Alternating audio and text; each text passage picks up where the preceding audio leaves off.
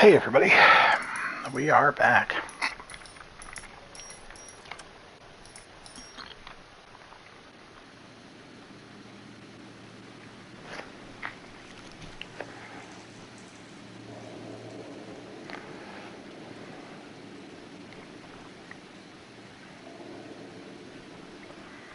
It's cool with the guy in the back. Kind of reminds me of Baldur's Gate with the back scenery.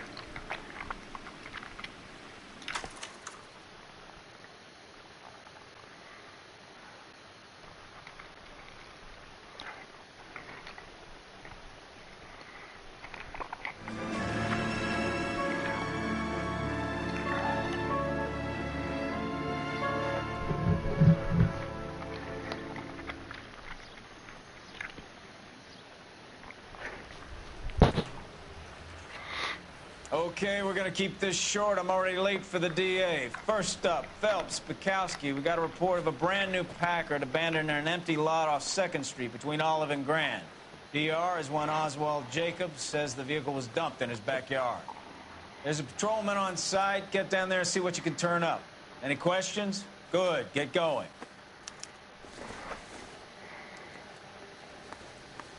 Better go earn our pathetic wages.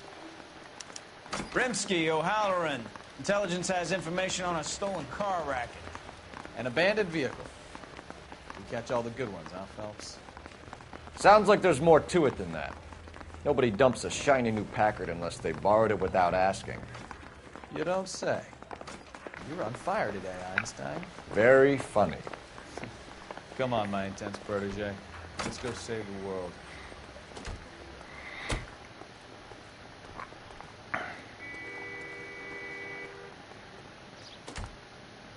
You know the way. You can drive.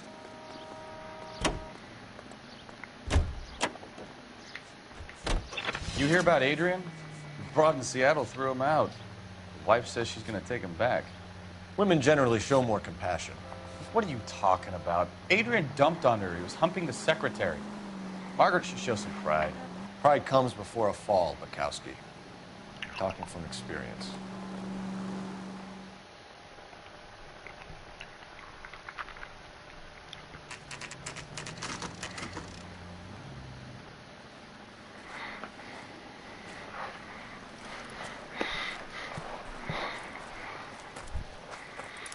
Phelps, traffic. I'm Officer Houlihan. Car's down the alleyway, detectives.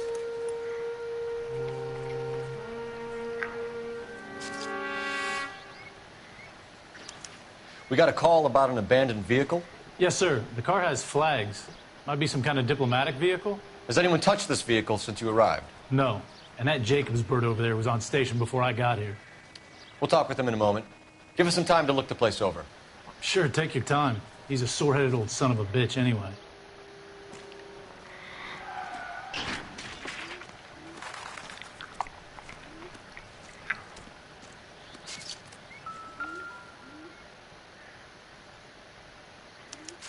We'll have to use the registration to trace the owner.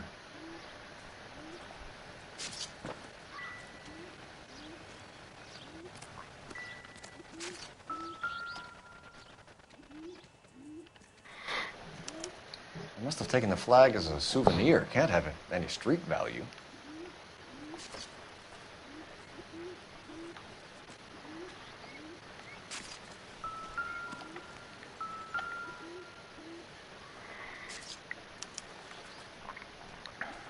It's owned by the Argentinian embassy.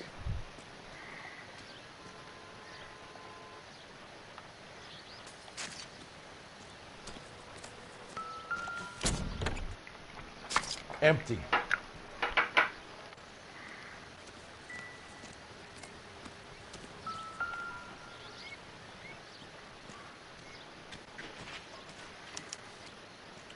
Stealing the wheels is for amateurs. The car ring would have stripped it in a warehouse.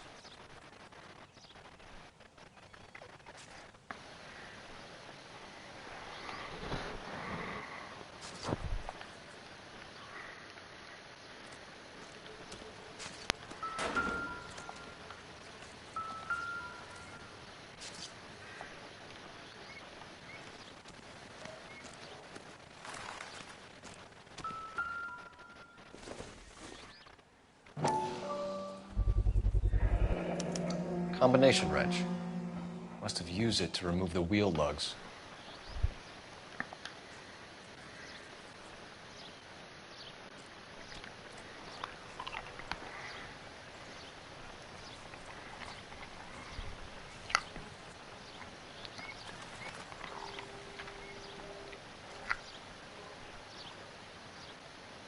We better see what this Jacobs guy has to say. The car was dumped in his backyard, after all.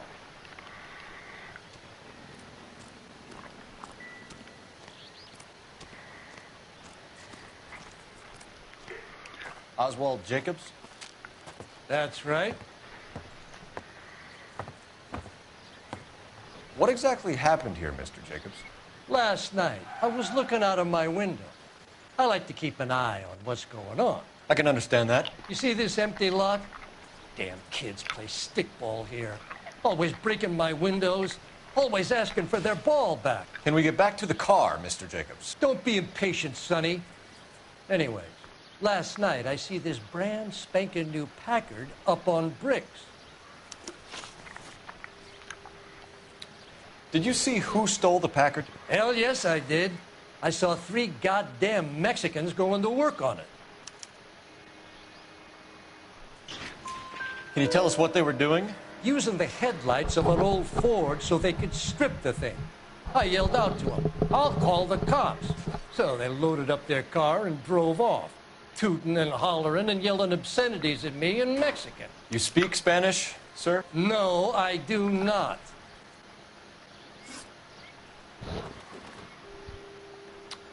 After the Mexicans left, you didn't go anywhere near the car? After I scared them off? No, I didn't go anywhere near that car.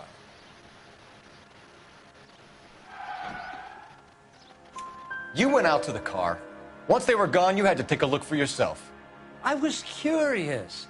Ain't no law against that. So what if I took a look around that car? You can't be accusing me of nothing. Tell me about the car they were driving. It was an old Ford. I didn't catch the license number. You look like the kind of guy who notices details. You're right there. The car was old, but it looked brand new. Candy apple red paint job stands out a mile. What exactly did you see them take? They was working on the tires. That's all that was took. Right. So what did you take, Jacobs? Do you want my partner to pat you down? I found a notebook in the glove compartment. I was going to show you. It's on the chair on my porch. Thank you for your help, Mr. Jacobs. You can speak to Officer Thibault about signing a formal statement. When you get the car out of the way, maybe you could come back and do something about those kids. How about we bring you an umpire's mask?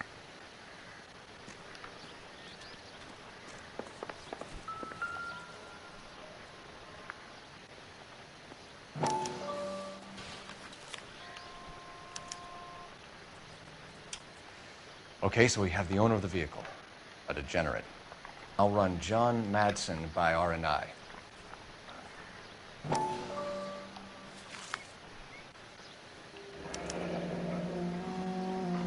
Contact details on a William Dewey.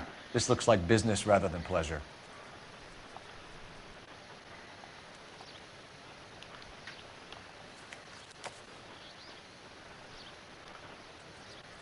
I think we've wrung this place dry. Let's find a game well.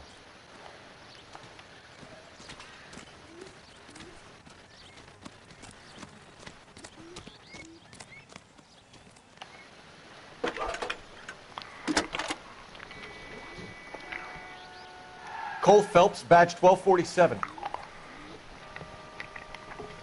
How can I help, Detective? Could you run the name Dewey Brothers? Possibly a dealership or car mechanics workshop. One moment. Dewey Brothers Packard Dealership, 629 Figueroa Street. Got it. Can you put me through to Michigan 2458, please?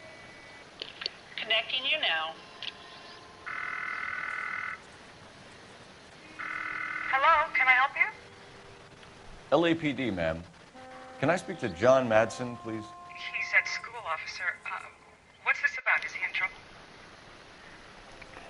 How old is your boy, ma'am? Just turned 16. Wrong person, Mrs. Matson. Sorry to disturb you. Messages, please. There's just one message for you, Detective. A four-door Packard, diplomatic license number Paul Robert 706, was reported missing this morning by Juan Francisco Valdez. Could you have him brought in? He's already here at Central, Detective. He's demanding an audience, as he calls it. Thanks. Can you get a message to Captain Leary? Tell him we'll be in as soon as we can. Thank you.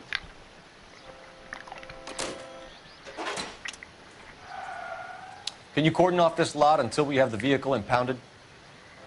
Yes, sir, Detective. We'll follow up on the owner. Get a statement from Jacobs, and I'll read your report back at the station. We can visit the Packard dealership or head back to Central and interview this Valdez character. Your call.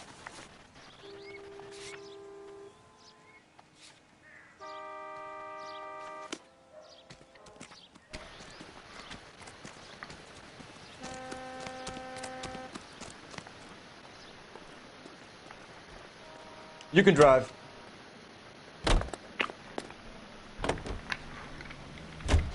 This has got to be the 50th abandoned vehicle call we have caught this year. One more, and I'm going to go crazy.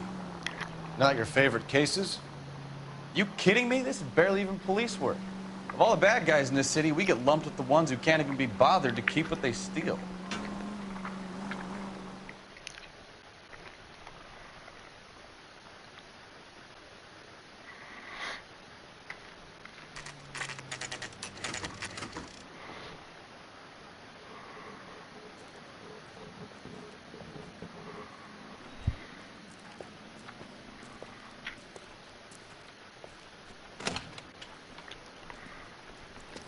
Don't tell me, let me guess. You were making your way past the lot, caught sight of the new model four-door, and couldn't help yourself. You could see yourself in that car and just had to take a closer look. Well, I can't say as I blame you. LAPD, Mac. We'd like to speak with the owner. That's me, William Dewey, proprietor, at your service. We're investigating the theft of a Packard belonging to the Argentine embassy. Are you missing a combination wrench? I don't know, Detective, but I know how we can find out. Follow me.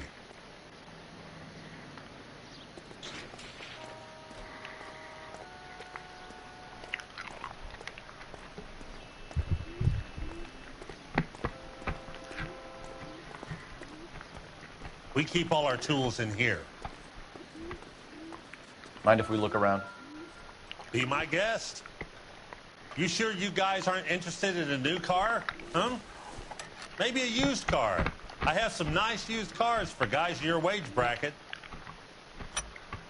Why don't you give us some alone time, Dewey? Go sell some cars or whatever it is that you do.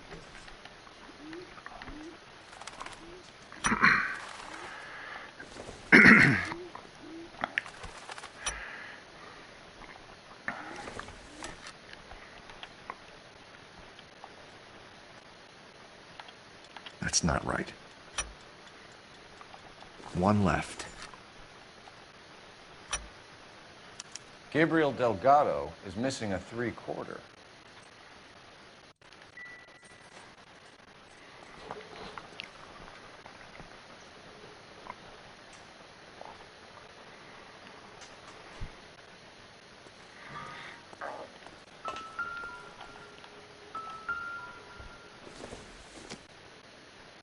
Optimistic, Cole.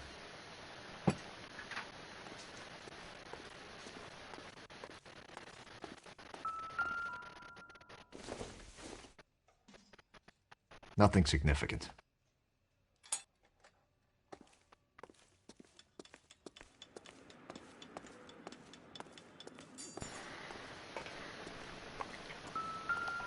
I bet a broad's been driving this auto. The clutch is a mess. Junk.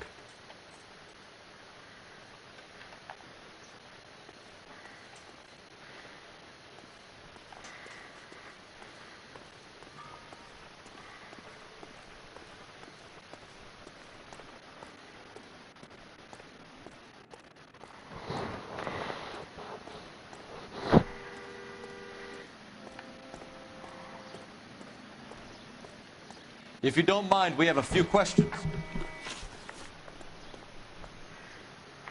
Yikes. Packards are great cars, but this doesn't look like the kind of place favored by foreign embassies. How do you know Valdez? I don't know Valdez. The embassy bought the car. All I know is he must know a quality car when he sees one. And I know a shyster when I see one. You and Valdez are in this together. Me and Valdez?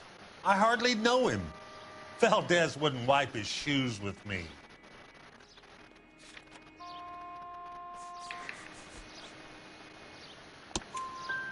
We found your contact details in Valdez's notebook. He had to be calling you for something, Dewey. Okay. So I met Valdez in a bar. We cut a deal and he bought the car through the embassy. I cut him some change on the side. It happens all the time. Where can we find Delgado? I don't know. He sure as hell isn't here. Address, Dewey, or my partner shoves your head in a car door. Okay, all right. Apartment 3, 103 Hill Street. And tell him from me, if he ever shows his face around here again, I'm gonna kick his butt from here to Kingdom Come. A wrench from this dealership was used to strip the wheels from a Packard last night, Mr. Dewey. A couple of Hispanics were seen taking parts. We've had a spate of thefts ourselves. Comes with the location. Thieving bastards will steal anything the minute your back is turned.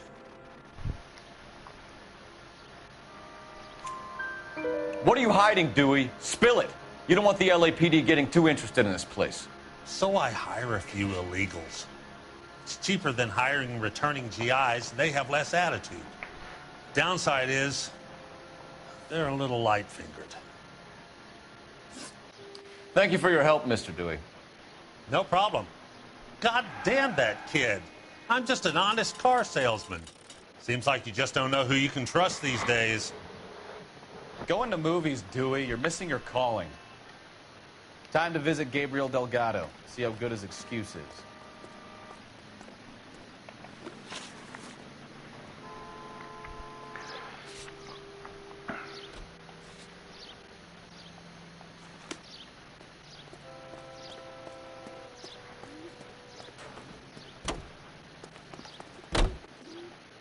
You're behind the wheel.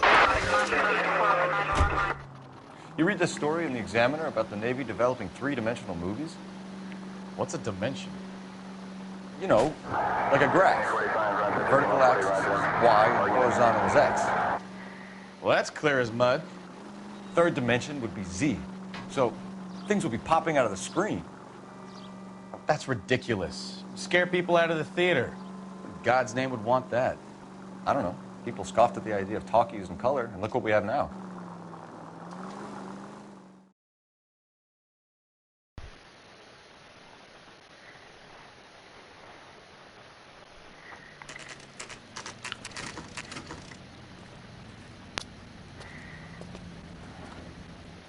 Do we have a Juan Francisco Valdez in for questioning? Sure do, Phelps. Your bird's an interview, too. And get this, he's wearing gloves and doing his best not to touch anything. Can you beat that? Sounds like we don't want to keep this guy waiting. It's this way.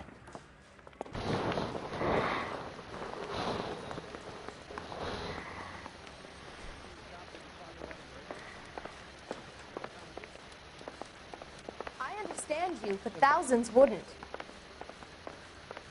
Goddamn Harry thinks he could get fresh whenever he pleases. And I thought this was such a nice area.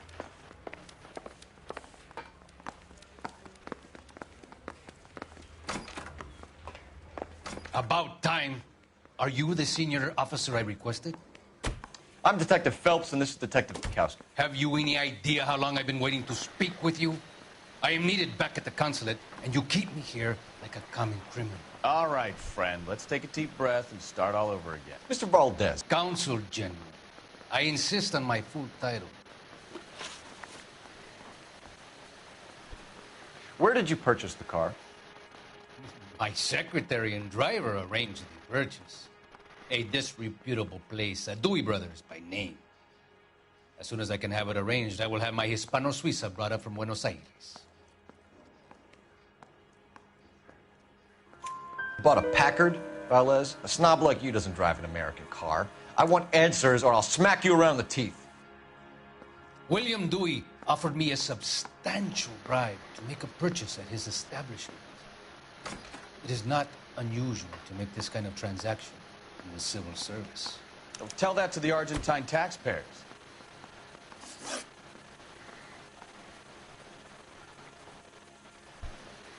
Consul General, we have located your car. Can you tell us how it was stolen?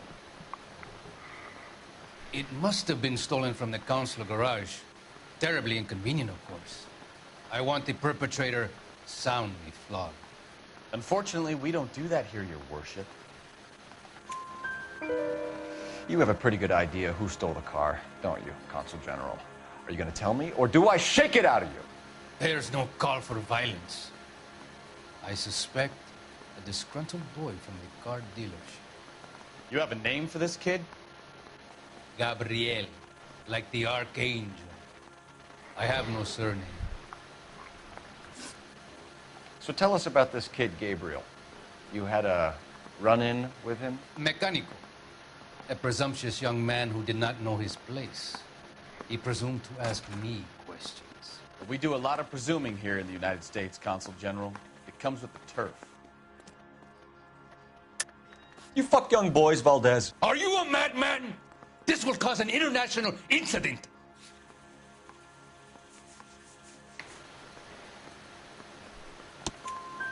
Danny, Ben, Miguel, Tristan, and Teddy. Full lips. Ring any bells? I'm sure we can come to some arrangement. Gabriel, spill it. A beautiful but impertinent boy. I mentioned rendezvous and the young man went quite insane. I thought he was going to kill me. I was prepared to pay. We'll be in touch, Consul General. Let's nail this kid Delgado and wrap this thing up.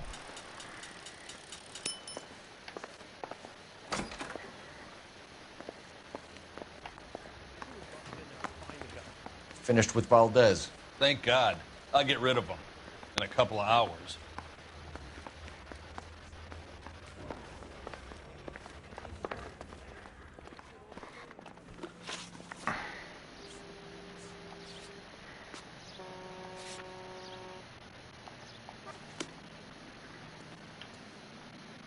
You drive.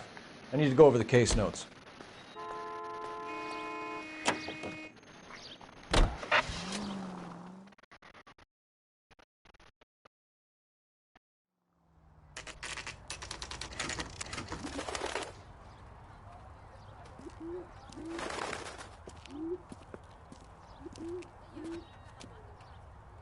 Okay, let's see what Gabriel has to say for himself. I just hope our archangel hasn't already flown. What the hell is this guy doing?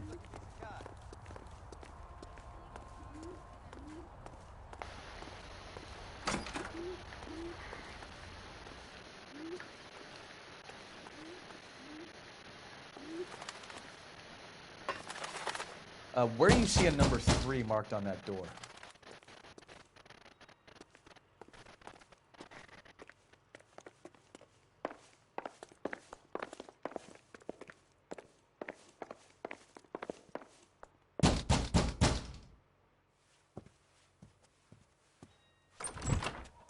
Yeah. LAPD, ma'am. We're looking for Gabriel Delgado. Gabriel? We're from the police. Policia, you understand? Yes, I understand. Could you come inside? What is your name? Ana Rodriguez. Is Gabriel Delgado here, Ms. Rodriguez? No.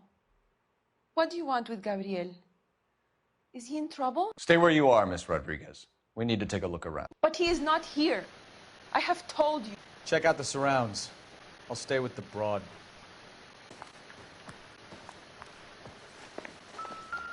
So how far along are you, Anna? Nearly 20 weeks. Right. Souvenirs are a dumb You move. go into labor and he's not around. You are wrong about Gabriel. He will be a good father. Already he works hard to provide for us.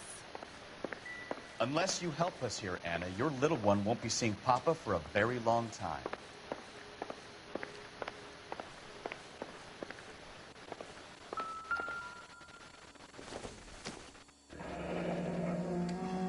Difficult to tell whether it's the suspect vehicle from the scene. Certainly Gabriel's pride and joy.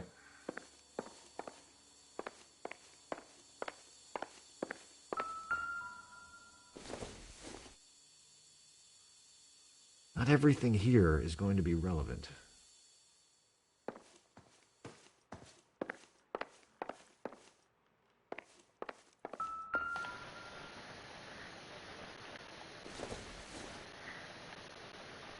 This doesn't pertain to the case.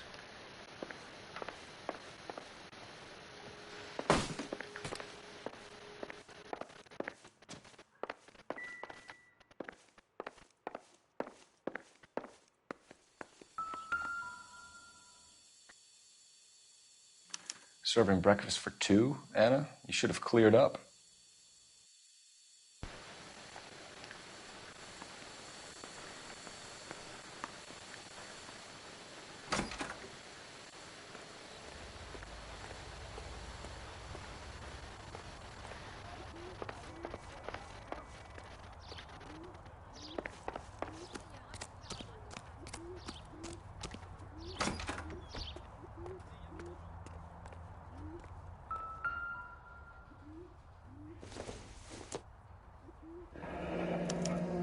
Diplomatic license plates.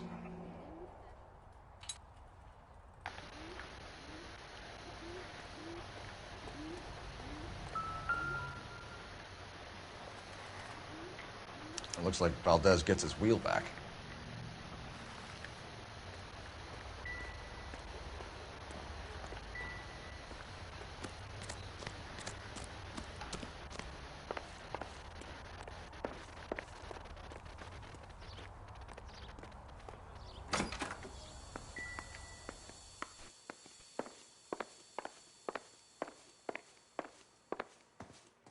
You're in serious trouble, Miss Rodriguez. But Gabriel is not here. I have done nothing wrong.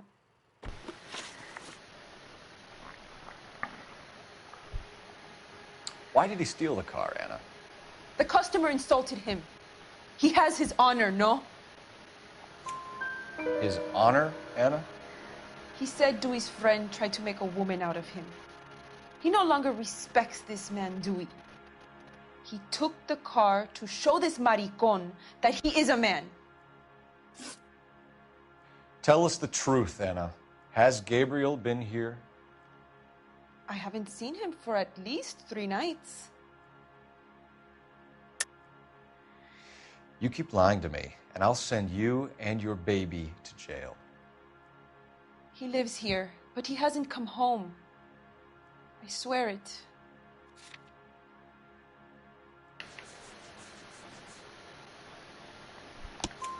Enough, Anna. There are signs all over this place that he's been back. He was here last night. I have never seen him so angry. He went out to his shed and put some things in it. I don't know what, and I don't want to know. I love him.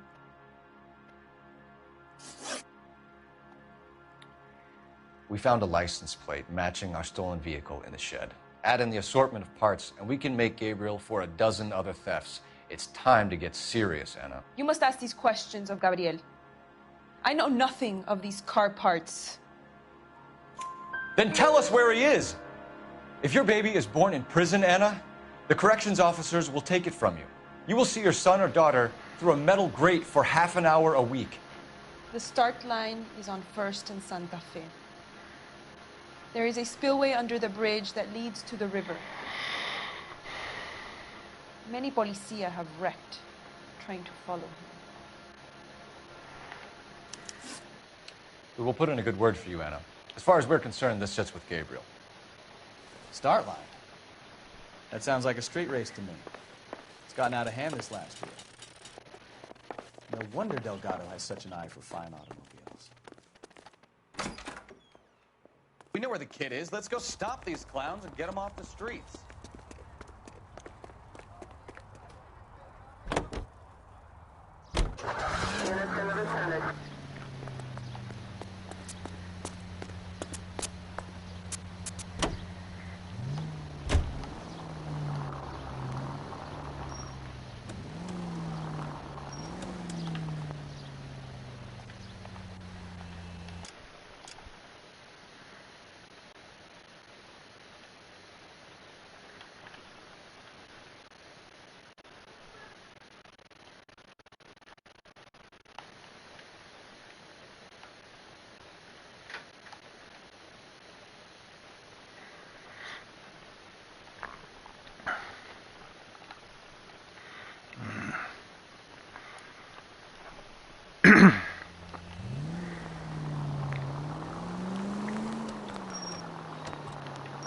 What kind of man leaves his pregnant girlfriend at home while he goes off to play cars? Pregnant girlfriends aren't always a barrel of laughs. Everyone needs to let off a little steam. Some guys wouldn't come back home at all. Are you talking from experience? Oops. Quick as we shut one...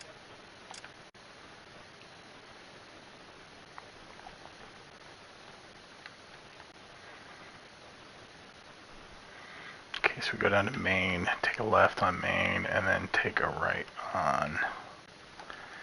Not sure what street that is, but that is...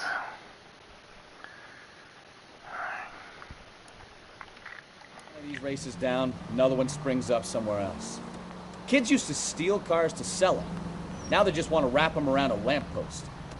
The next 16-year-old I have to peel off the sidewalk, you're calling the mother. I've had enough of those to last me a lifetime.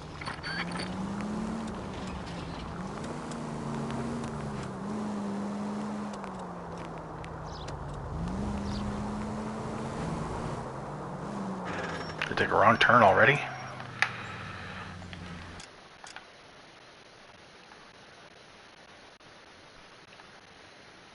Sure did.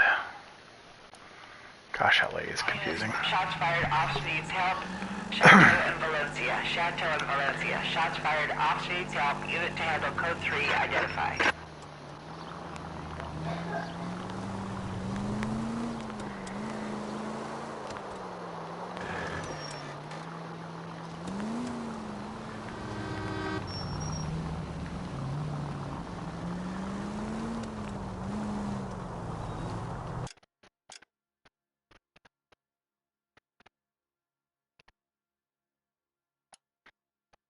Alright, taking a right onto Alameda.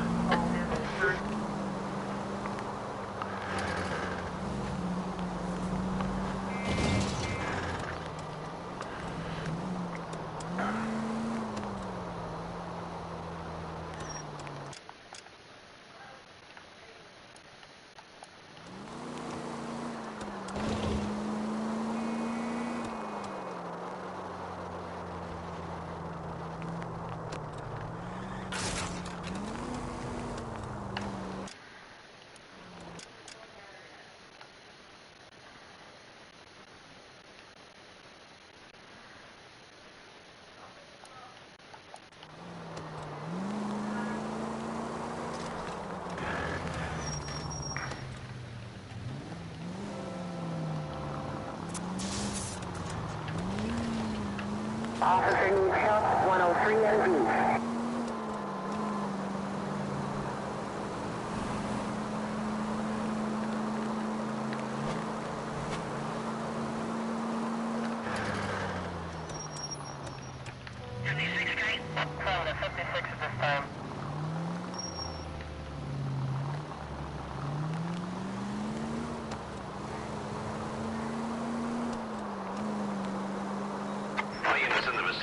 Citizen reports at 4:15 at the corner of Banning and Santa Fe.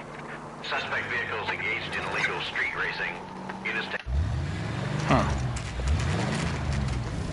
There's the red Ford. That's Delgado right there.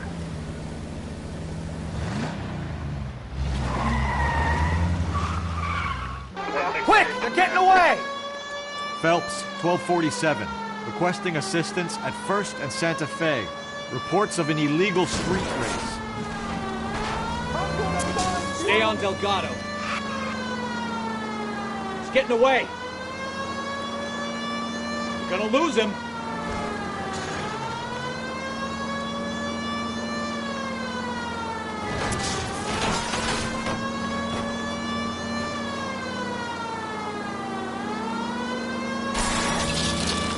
Delgado is our boy. Forget the others. Oh, sorry, guy.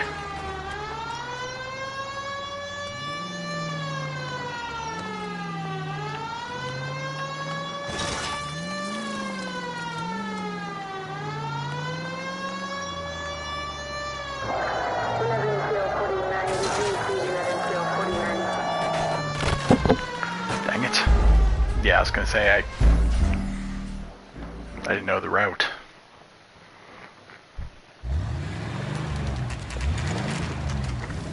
There's the red Ford. That's Delgado right there.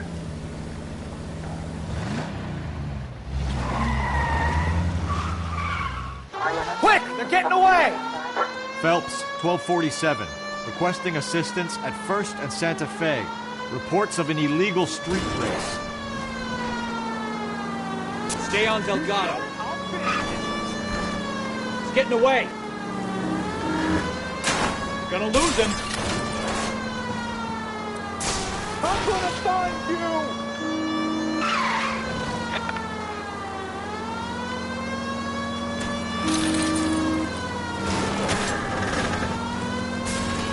Delgado is our boy. Forget the others.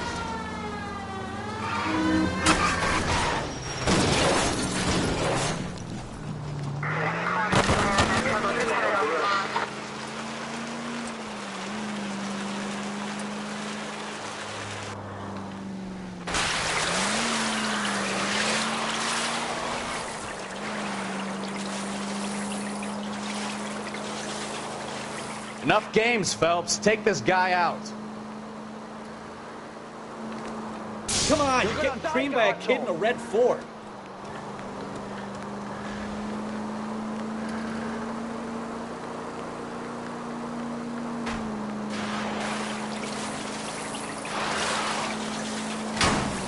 Step on it, Phelps. Take him out. Lay into his wheel arches. Come on.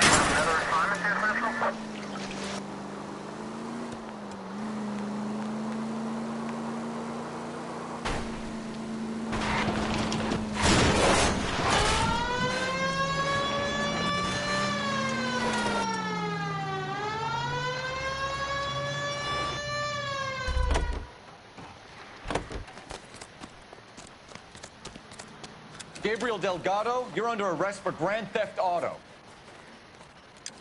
Fuck you, puto! You should speak to the maricon. Valdez, I showed him. Now who's the man? I should have burned his fucking car.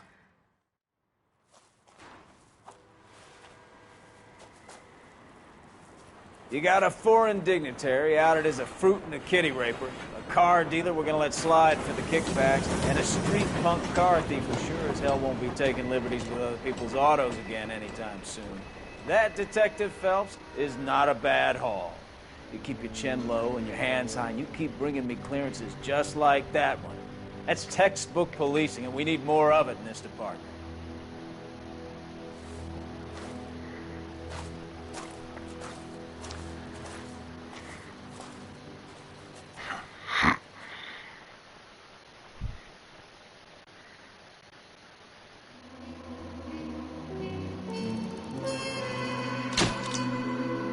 Five stars.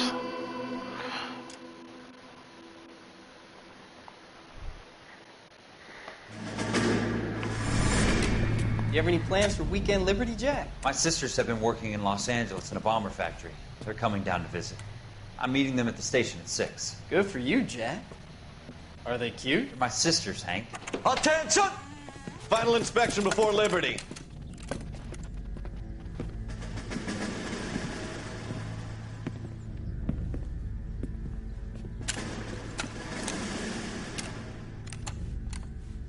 Good job, Kelso.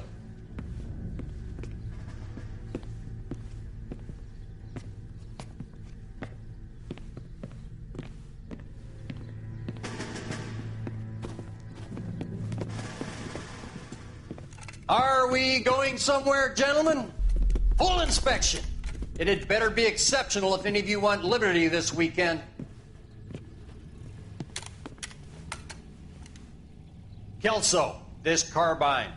The bore is dirty. No, it isn't. Are you arguing with me, Kelso? Do what you need to do, Sergeant. You know the bore is immaculate. Weekend liberty canceled. 2-day field drill. Clean this rifle. No. Do you know the penalty for insubordination, Kelso? Jack, don't do it. Forget him, Hank. He doesn't have what it takes. Are you two finished? Are you going to clean this rifle? No, Sergeant. Cole is right. I'm going to stop playing games and join a rifle company and fight the real enemy.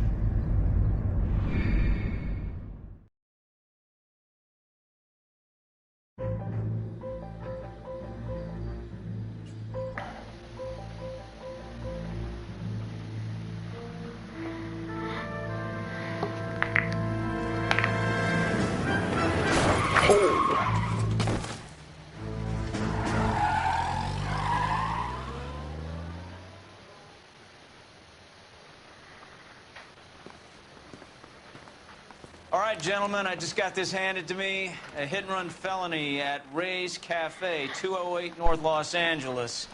Got a patrolman on site. The coroner's on his way. Get down there, see if you can find any witnesses who can put a make on the car. Need a drink. I got the jitters again. Hey, you think those Vice boys get in there?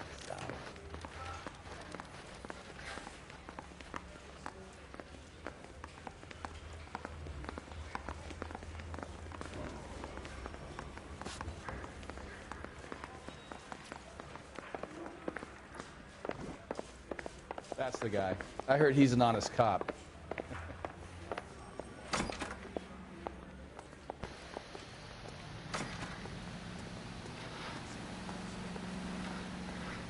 Can you drive to this one?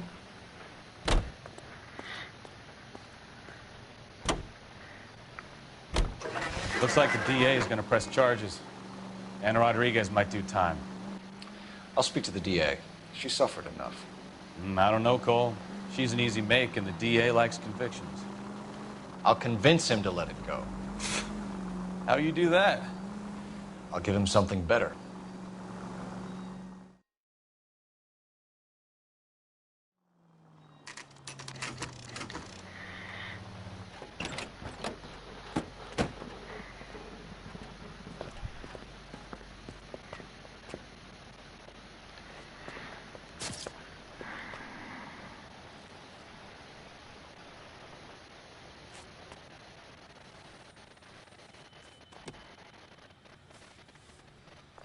Detectives, over here.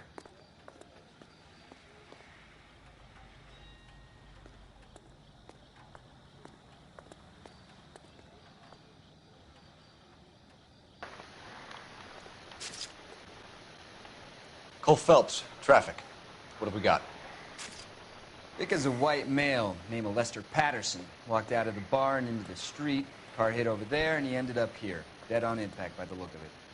Have you canvassed the area? The only one with anything useful to contribute is the young lady over there. She lives above the bar, named Shannon Perry. No, it's not a stage name. 24 years old, she left Kansas to follow the Yellow Brick Road. Is that so? We'll take a formal statement later. Right now, we're going to take a look around.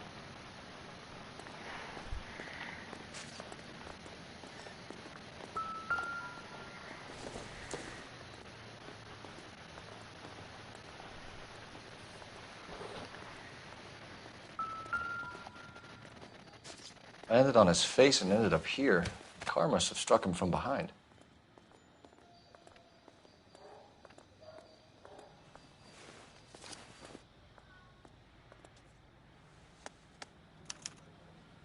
We can notify next of kin.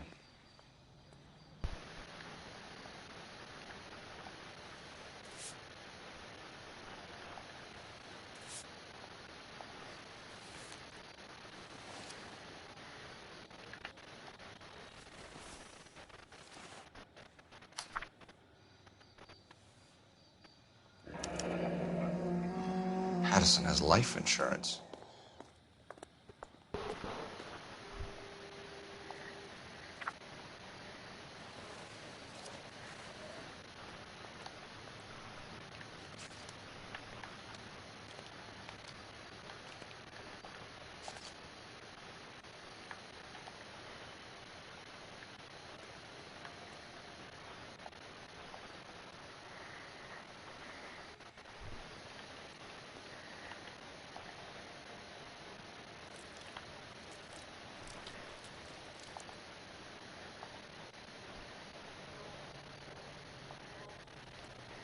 What have you got on the victim?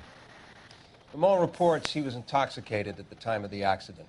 I'll know how intoxicated once I've done the autopsy. Looking him over now, I'd say he died on impact. What about the chest wound? Isn't that inconsistent? Very common in auto injuries. Look for a car with a prominent hood ornament. Those things are killers.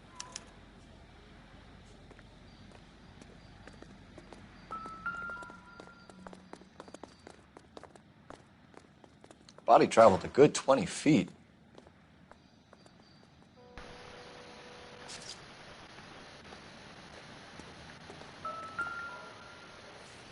This blood is a long way from the body. Car must have been going like a bat out of hell.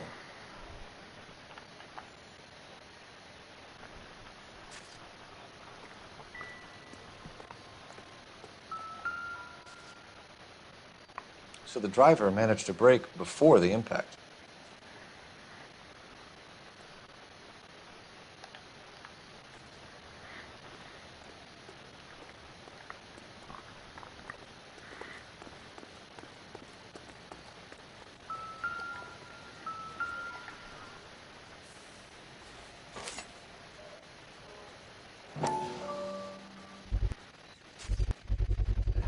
A knife covered in blood. Could be a steak knife. This is a hit-and-run case, Phelps. Anyone could have thrown away a kitchen knife. In any case, we'll want tech services to scrub the alleyway before they bag the knife.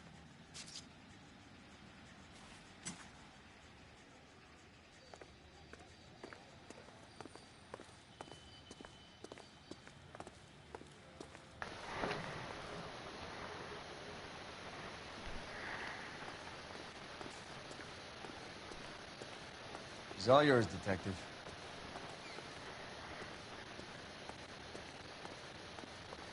Miss Perry? Yes? I'm Detective Phelps. This is my partner, Detective Bukowski. Can you tell us what happened? Well, I came to the window because I heard people arguing downstairs.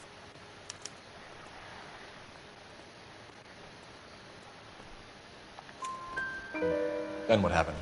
I saw a car hit that poor man and knock him down the street. What kind of car was it? A dark red Lincoln Continental. Did you see the license plate? Only the first 3 letters, I'm afraid. 3C8. Tell me more about the argument you heard. Well, there were 2 voices. A man and a woman, that's all. Why are you holding out on us, Miss Perry? I'm sorry. I was hoping to tell my story to the newspapers. I'd like to get my picture in the paper. Trying to find work as an actress, and things look pretty difficult. Cough it up, sister. We don't have all night. The people arguing? They were husband and wife. I could tell by what she was yelling. Intimate things. Very embarrassing for the man. Thank you, Miss Perry. Your information has been very helpful. You can go now. You really think so? I hope you find that driver and put him away.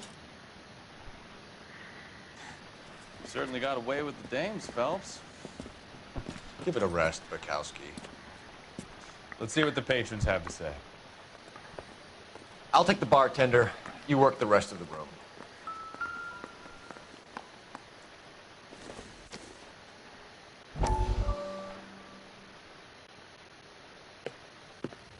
Courtney, come in. Have a seat. Thanks, Doctor. How are you finding working at the clinic? It's, fine. Are you sure? Can I be honest with you, Doctor? I would hope so, Courtney. I was hoping that the therapy would be more beneficial. Treatment can, unfortunately, be very long-term. So many of the patients here are addicts, Doctor. Many of them have been for years, Courtney. In the past, these people were condemned to sanatoriums. If we can reveal the root of the problem, then we have a chance to help. And until then, they stay sedated? Do I detect a hint of reproach, Courtney? I was expecting more, Doctor. I'm sorry. I don't mean to criticize. Part of being a physician, Courtney, is learning to be patient. How is it possible to keep so many of them on their medications, Doctor? Many of their addictions are illegal. Oh, many things in life are gray, Courtney. What may on the surface appear to be illegal is actually of benefit to society at large. Mm-hmm. That's shady.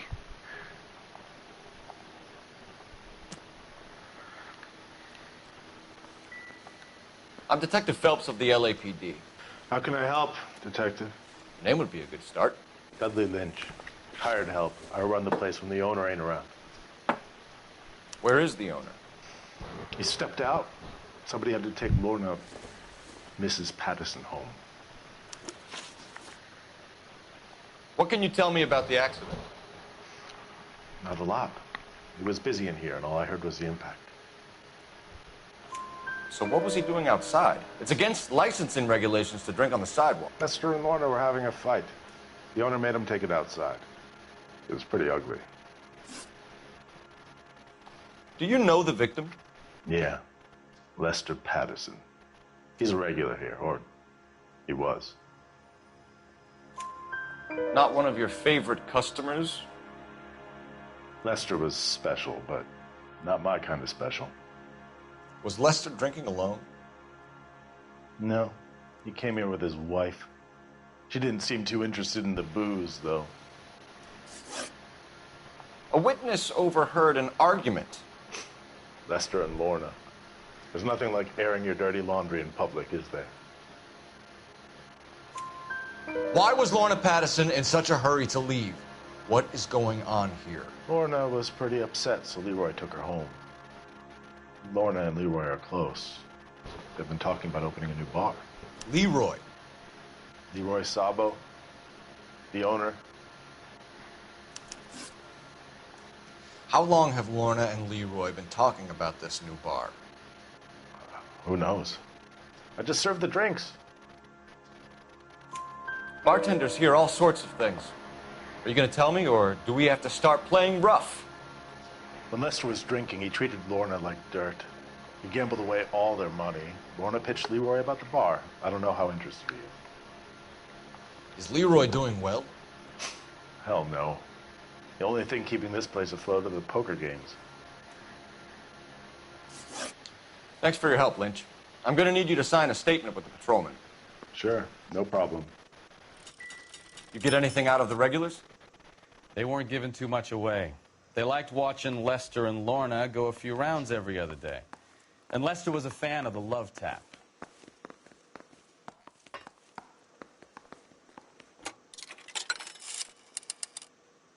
Operator, give me dispatch. Putting you through now. Phelps, 1247. How could I help, Detective? I need to run a partial license plate, 3 Charles 8. Cross-check possible Lincoln owners. Suspect vehicle is a red Lincoln Continental. Just a moment, Detective. Only one possible make on that license.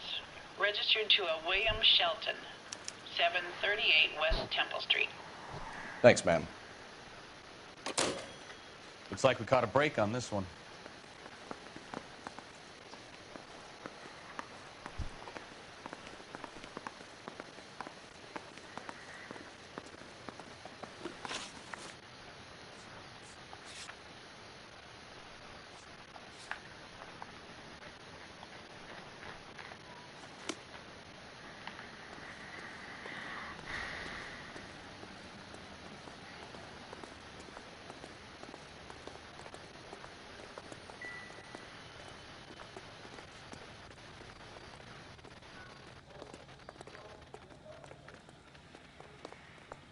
Find anything interesting? We've got a couple of leads to run down.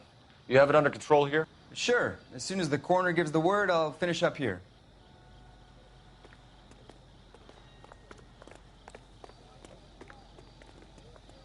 You're behind the wheel.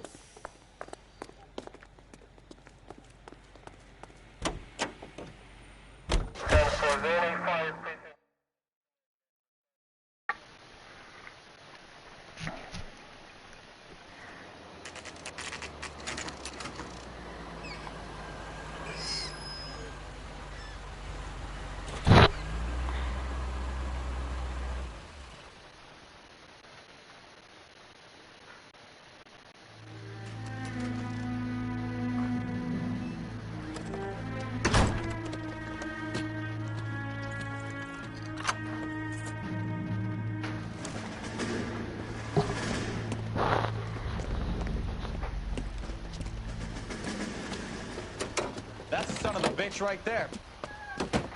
William Shelton? Yes? It doesn't look good, Shelton. You packing your bags and making a run for it? You know why we're here. Yes. The accident. We've got witnesses who can put this car at the scene, not to mention the physical damage. This is open and shut, Shelton.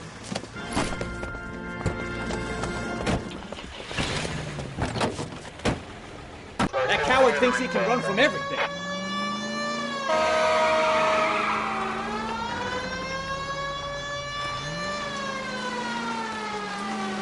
Oh, come on.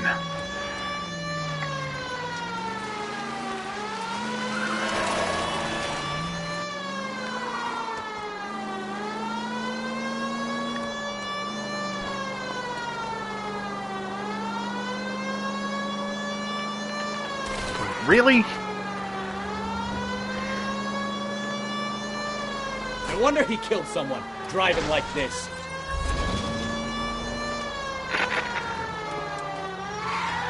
Don't let that asshole get away!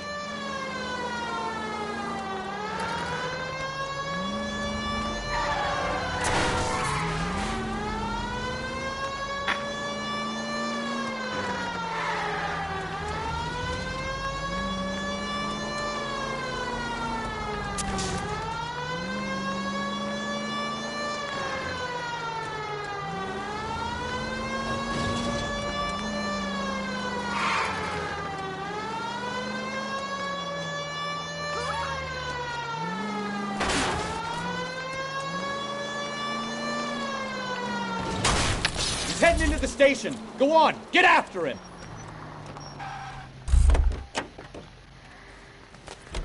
Hold it right there, Shelton.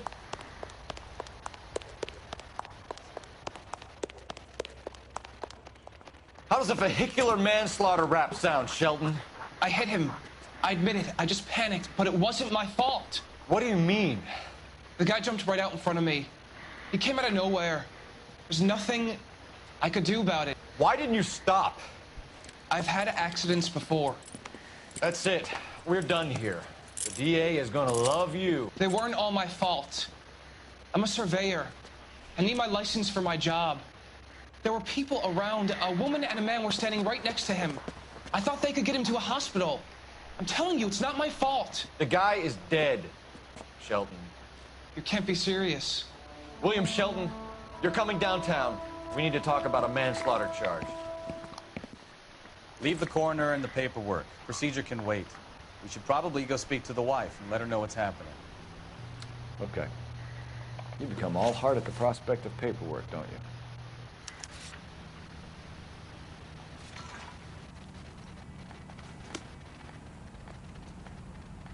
You know the way. You can drive. I already caused enough damage. I think I've hit a few people. So the wife was there when it happened, but then left the scene. You're right. That's pretty unusual behavior. She could be in shock. I saw some people do some strange things in the war after their buddies got hurt. Maybe. Maybe she doesn't give a fuck. According to the patrons, her old man was a piece of work. You don't think... Phelps, the guy was run over. So it worked out well for this broad. So what? Maybe she deserved to catch a break. Who knows?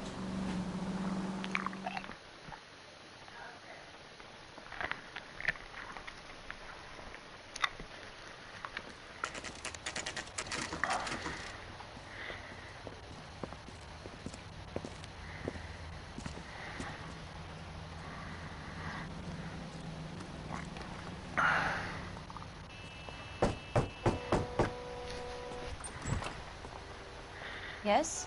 Hello? Mrs. Patterson. Is this about my husband? We're investigating the incident, ma'am. I see. Come in, won't you?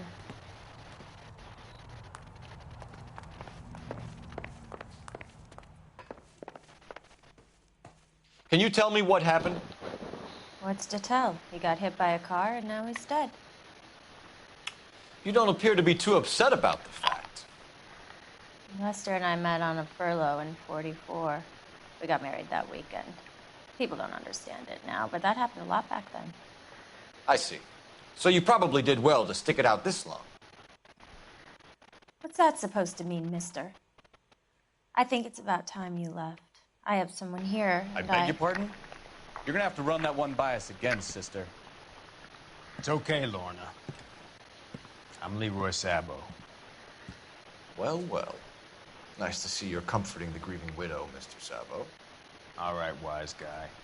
Do you have any intelligent questions you would like me to answer? You can confirm Mrs. Patterson's story. Lester lost at cards. He was kind of hard to control when he lost his temper. He turned without looking and walked right out in front of the car. It wasn't good. What's your relationship with Mrs. Patterson, Mr. Sabo? We're friends. Good friends. You expect me to believe that? Look, I was filing for divorce. Mental cruelty.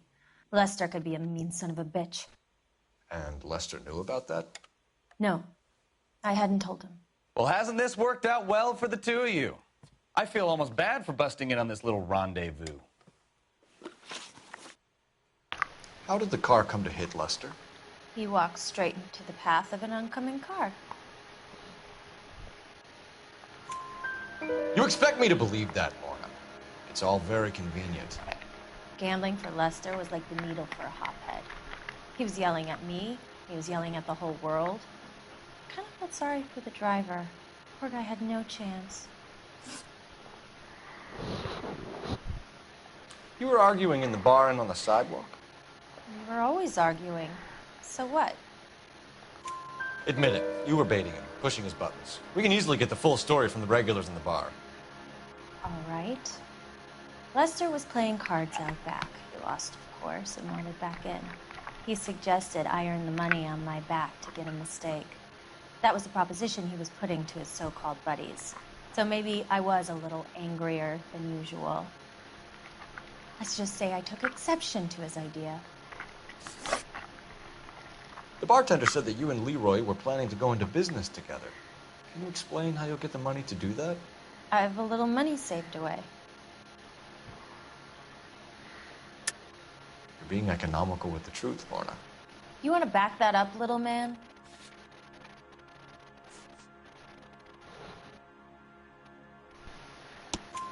You increased the premium on Lester's life insurance. GI insurance policies have a $10,000 payout. It was Leroy's idea. Lester lived on the edge. He was always getting into fights, crack games, pinochle, you name it. Turns out it was good advice. It speaks to motive and premeditation, Lorna. You're forgetting the hit-and-run detective. You and Mr. Sabo have an interesting day. I'm sure we will, officer. Now, if you could both just leave. We're leaving, ma'am. Sorry for your loss. I can see what a tough time you're having with all this.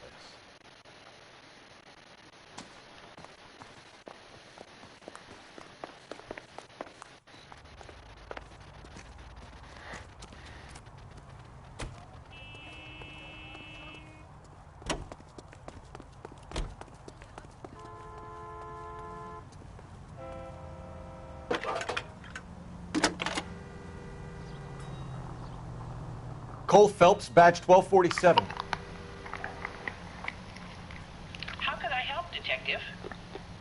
Messages for me, please. Just one detective from the coroner. Message reads, Phelps, see me at Central Morgue immediately. Results of the Patterson autopsy. Thanks. It's him.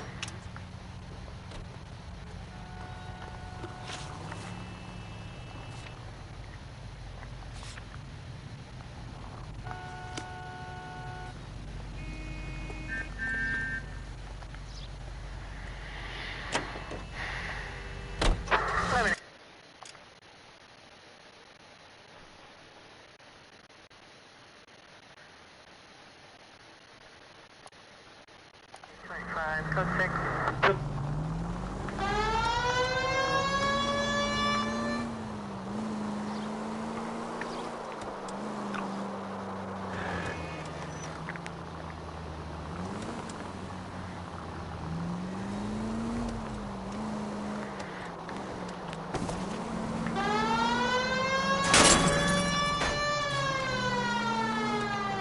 So touchy. Any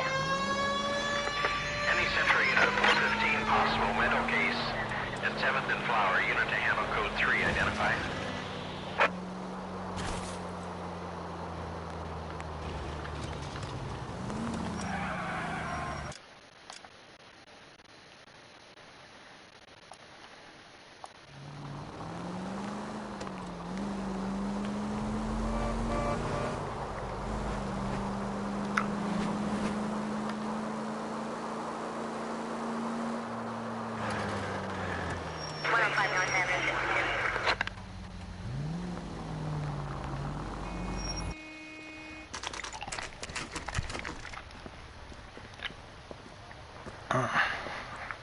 Oh.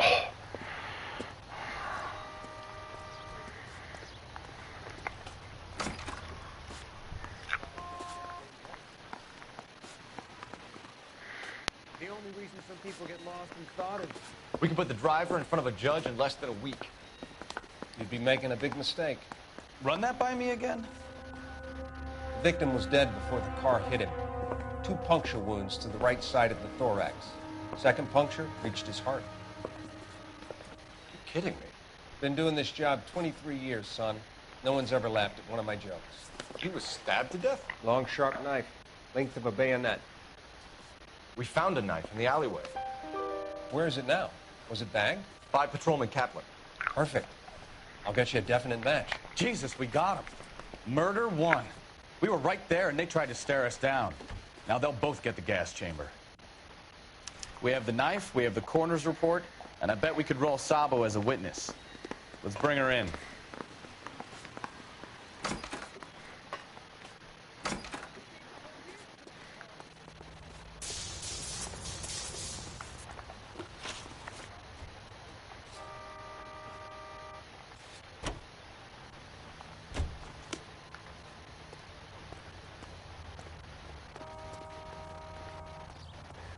You drive. I need to go over the case notes.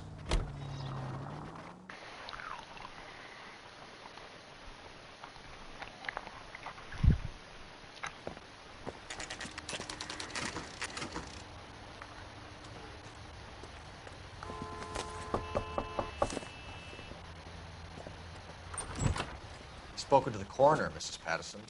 He confirmed your husband's cause of death. We'd like you to come downtown and answer some questions. It wasn't me. It was Leroy's idea. Leroy stabbed him. I had nothing to do with it. Where is Leroy now? He's in the bedroom. You're very good, Lorna. Put the gun down, Leroy. If you do something stupid now, you don't stand a chance in front of the grand Nice of jury. you to give me up, sweetheart.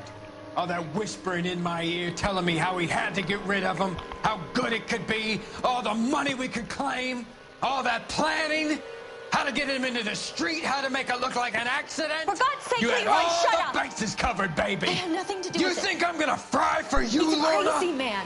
Shoot him. Shoot him, for God's sake! It's too late, Sabo.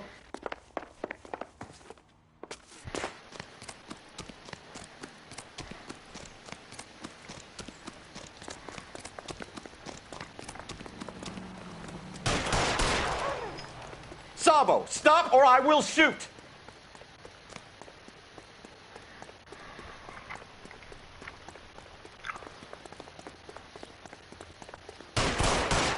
Holy Toledo!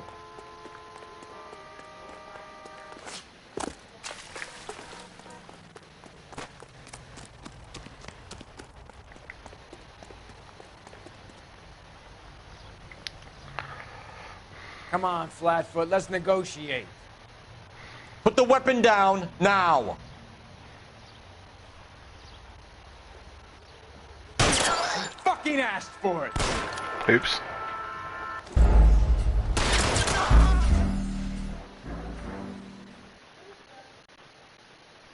Yeah, I don't think that's supposed to happen.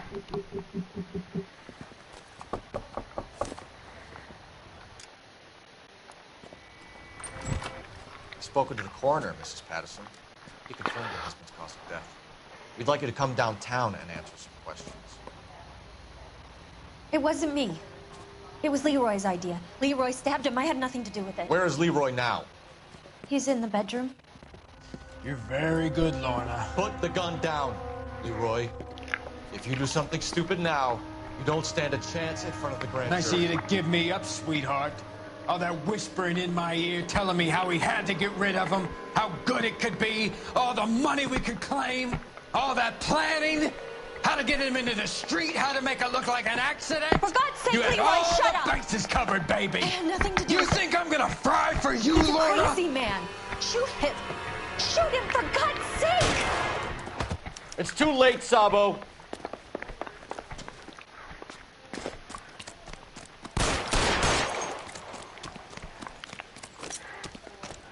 Dang it. Sabo, stop or I will shoot!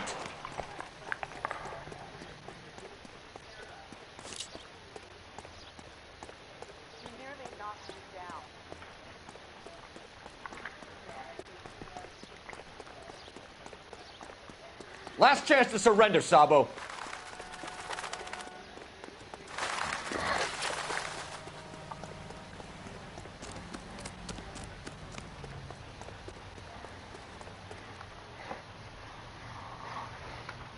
You stay back.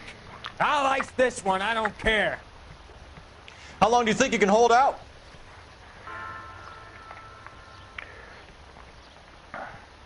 Put your weapons down. Help me!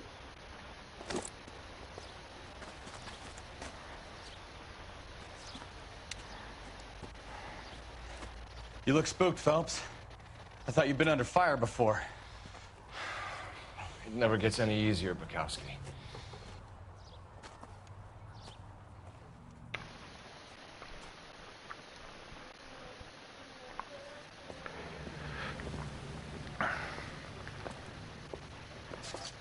So, I give you a hit and run. You bring me back fraud, conspiracy, and first-degree murder. This is how a good detective operates, Phelps. You take nothing at face value. You keep digging and asking questions until you get to the truth. You got some sharp elbows on you, detective. I like that. Keep up the good work.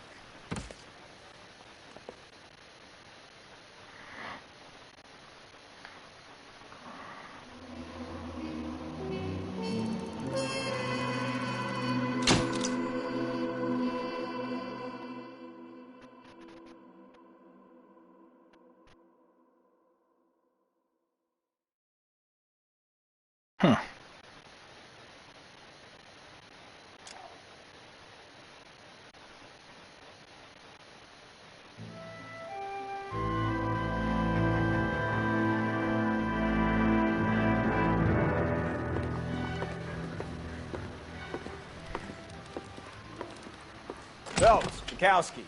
B-Cop says he located a green Kaiser Fraser from the hot sheet. Address is 6 West 2nd Street. Get over there and see what you can find out.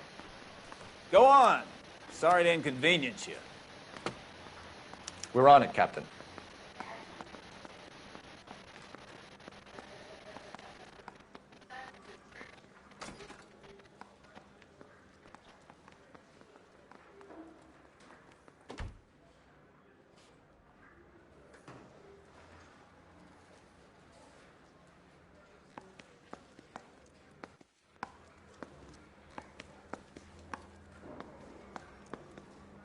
So you're the first in this family born without a tail. I don't care. I don't go in for You letting have your gangsters off assignment, scot. detective. Best be about it. I swear the more bent cars we bring in, the longer the hot sheet gets. It pays the rent, though. Keeps Mrs. Phelps in the manner to which she's accustomed. I'm not sure she'd agree with you. Passionate, romantic type like you, Cole? I don't believe you would.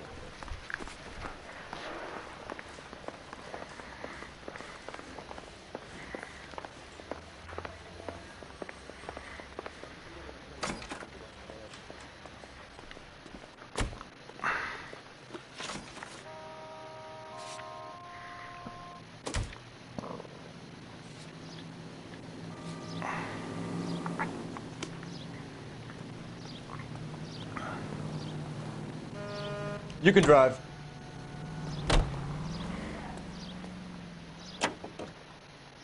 They're calling her the Dahlia now.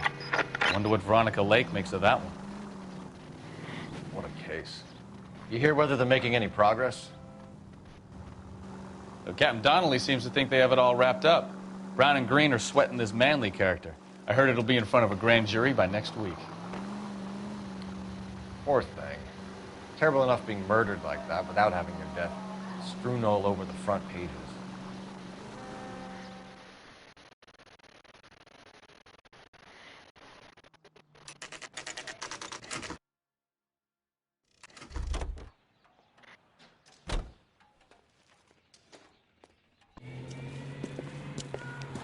That's the car, Cole. Just pulling out of the drive.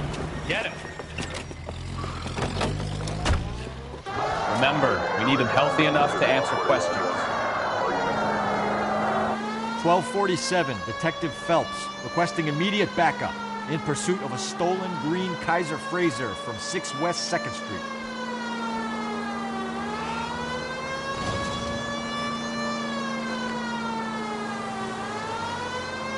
Enough games, Phelps. Take this guy out.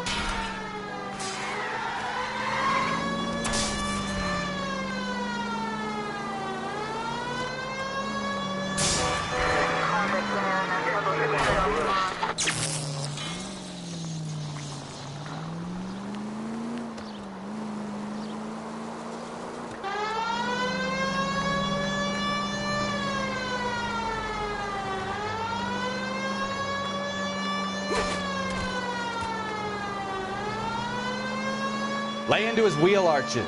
Come on. Give yourself up! Now! All right. Maybe I was a couple miles over the speed limit. Get bracelets on him, Phelps. I'll call it in. Car 11K to KGPL. Suspect in custody requires transport back to Central Station. Put your hands in the air! Why did you run from us? I saw a big car in my rearview mirror with 2 tough guys bearing down on me. What would you do? What's your name? Cliff Harrison. You're under arrest. For what? What are you talking about? Nice try. I'm talking about the car being stolen. You're out of your mind. I bought the car, and I've got the paperwork to prove it.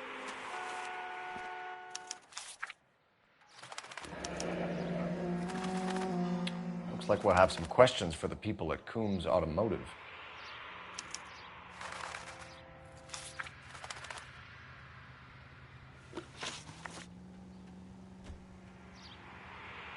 You purchased this car from Coombs Automotive Company? Yeah, that's right. And the ownership papers? From the same place.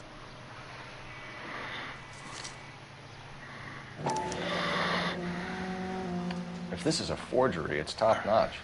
This will need to be traced.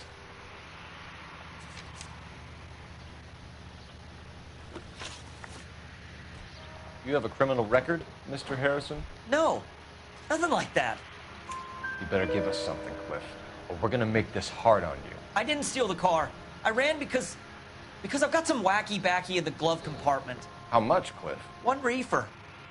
We'll let it slide. You're in enough trouble. Who did you deal with at Coombs Automotive? The owner, Richard Coombs. And he made out the bill of sale personally? Of course he did. He kept a facsimile for his records. Check with him. We're going to get to the bottom of this, Harrison. Until we do, you're going downtown. You gotta be kidding me. I'm getting arrested for buying a goddamn car? If everything is legit, Harrison, you'll be out soon. Until then, if I were you, I'd keep my mouth shut. Fag his possessions as evidence and have him arraigned for grand theft auto. Right, Detective. Do you know who my father is? We need to get to Coombs Auto and check out Harrison's story.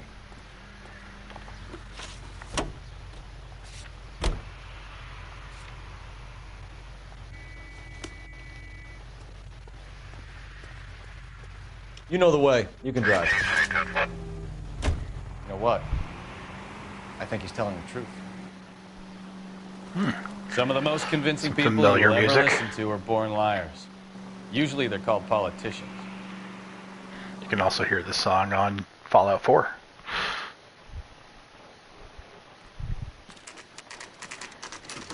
And Fallout 3, I think.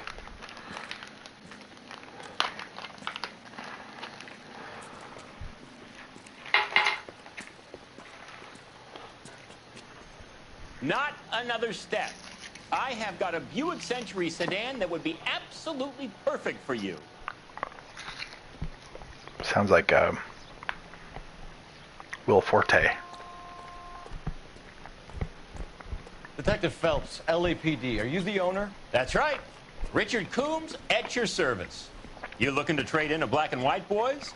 Mr. Coombs, we're investigating an auto theft. A man by the name of Cliff Harrison claims he bought the car here. Well, some people would say that my cars are a steal. That's a joke, son.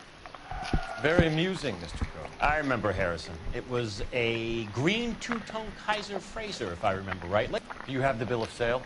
It's in my office. Walk this way.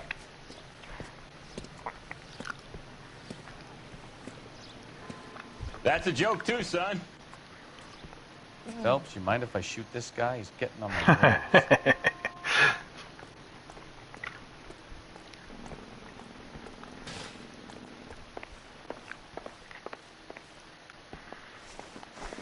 Here it is. Got the original pink slip there, too.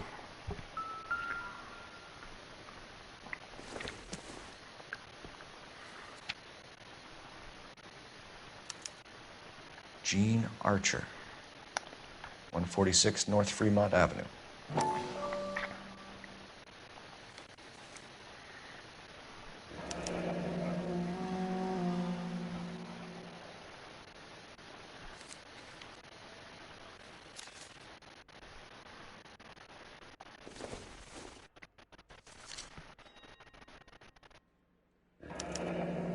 Harrison's purchase receipt was legit, at least.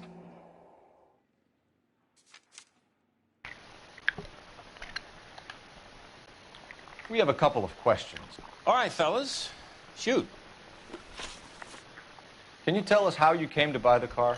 Girl just wandered in right off the street. Nothing unusual about the car. Not really my usual type of vehicle. The price was certainly right, though. Nice girl, but about as sharp as a bag of wet mice. Did you pay with check or cash? A check. She wanted it made out to cash, but I insisted. Man has to watch his cash flow. What name? I made it out to Gene Archer on the Bank of Arcadia. Can you describe this Gene Archer? Brunette, maybe 25, 26. Little on the plump side, but not bone ugly. What was your impression of her? Kind of harried and harassed, in a hurry to go somewhere, but no place to go. You get to know the type. Do you know anything about the company that prints these pink slips? Nope. Should I? It isn't exactly my business. It says Marquee Printing. You've never heard of them? Marquee. Sure. They do all the government red tape. You'll find the place down on Aliso Street near San Pedro. When exactly did you hand over the check, Mr. Combs? Close of play on Friday. Why didn't you pay her cash? You knew the car was dirty. I had an inkling. When people are in a hurry for money, always pay by check, son. Gives you a couple days to back out. This was all above board. Yes, of course it was. Did this look legitimate to you, Coombs? I'm in used cars, son, not bearer bonds. In my business, you don't look a gift horse in the mouth. Now don't come on all high and mighty with me if you want my help. Thanks for your help, Mr. Coombs. We need to continue the investigation.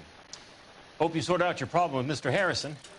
Go easy on him, son. Boy's about as sharp as a bowling ball. He's built too low. The fastballs fly over his head. Let me shoot this guy, please. You have a pleasant day, Mr. Combs.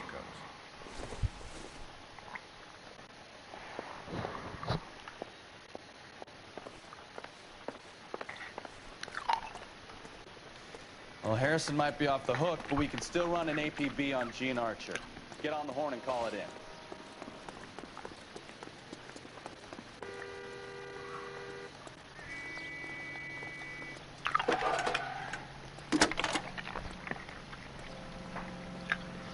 Phelps, badge 1247. How can I help, Detective? Requesting an APB on Gene Archer, age approximately 25, on suspicion of grand theft auto. I'll relay the information.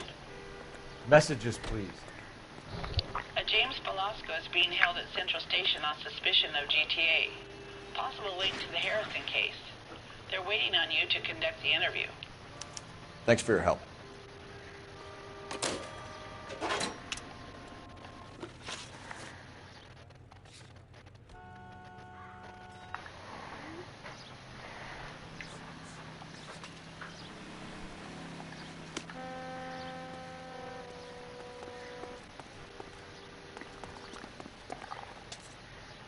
You're behind the wheel.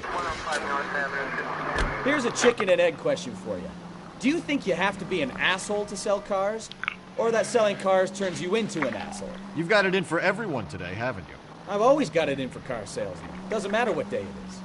And why do they always think they're comedians when they're about as funny as a heart attack? Maybe the more annoying they are, the quicker you sign on the dotted line, just to get the hell out of there.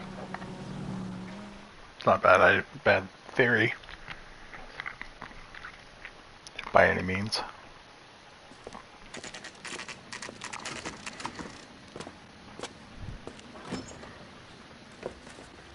Detectives, Velasco is prepped and ready in 2. Another stolen car with legit paper. Thanks.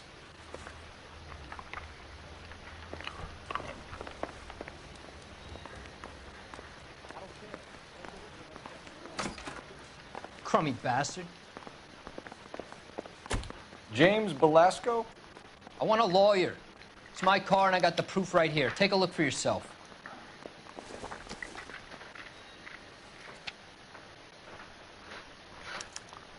The paper is real enough, Velasco, but the car isn't yours. This pink slip is a forgery.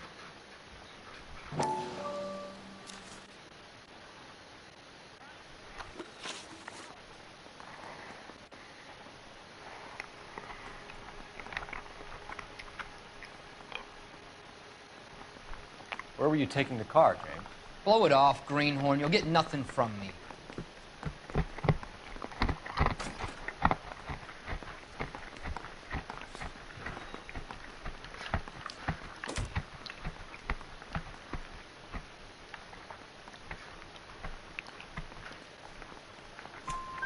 You're a two-time loser. If you don't give me something, I'm gonna ask the DA for the maximum. You're looking at 10 years, Velasco. Kiss your youth goodbye. I want a deal. Keep talking and we'll see what sort of deal you're worth. My job is to drive the cars out of state. Nevada, Arizona, sometimes New Mexico. With the paperwork they provide, it's normally a breeze. Does the name Gene Archer mean anything to you? Nope. Never heard of her. You're a liar, James. Say that again. I'm telling the truth. I don't know the broad.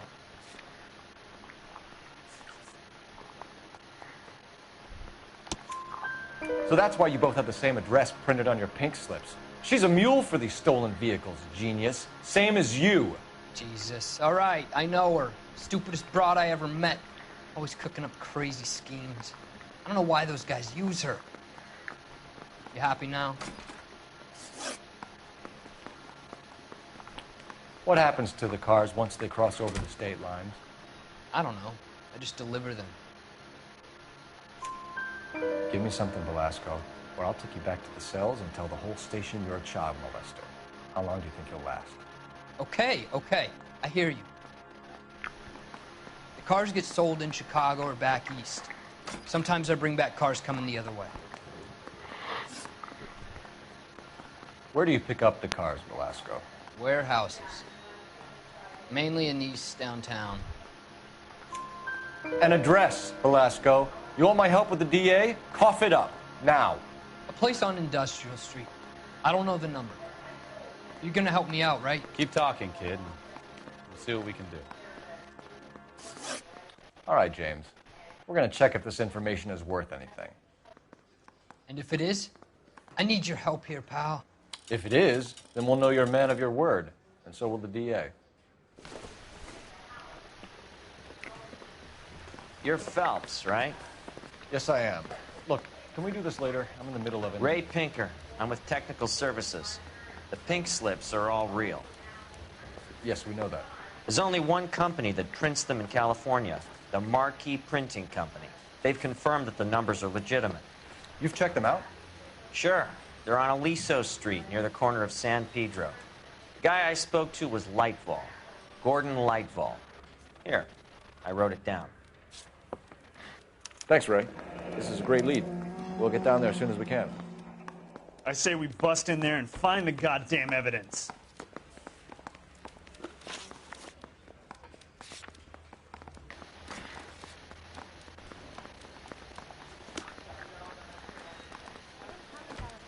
Phelps, your GTA suspect, Gene Archer, spotted by a patrolman. Western Union office, 253 South Hill. Less than a minute away down the street if you run. Go!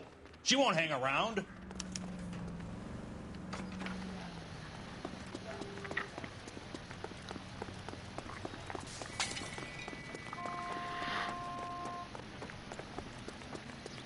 Broad has socks in it.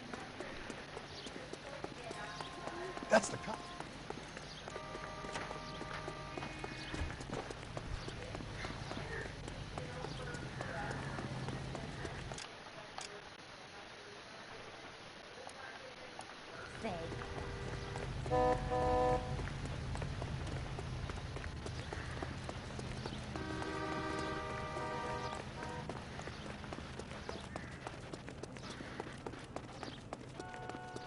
He's dull as dishwater.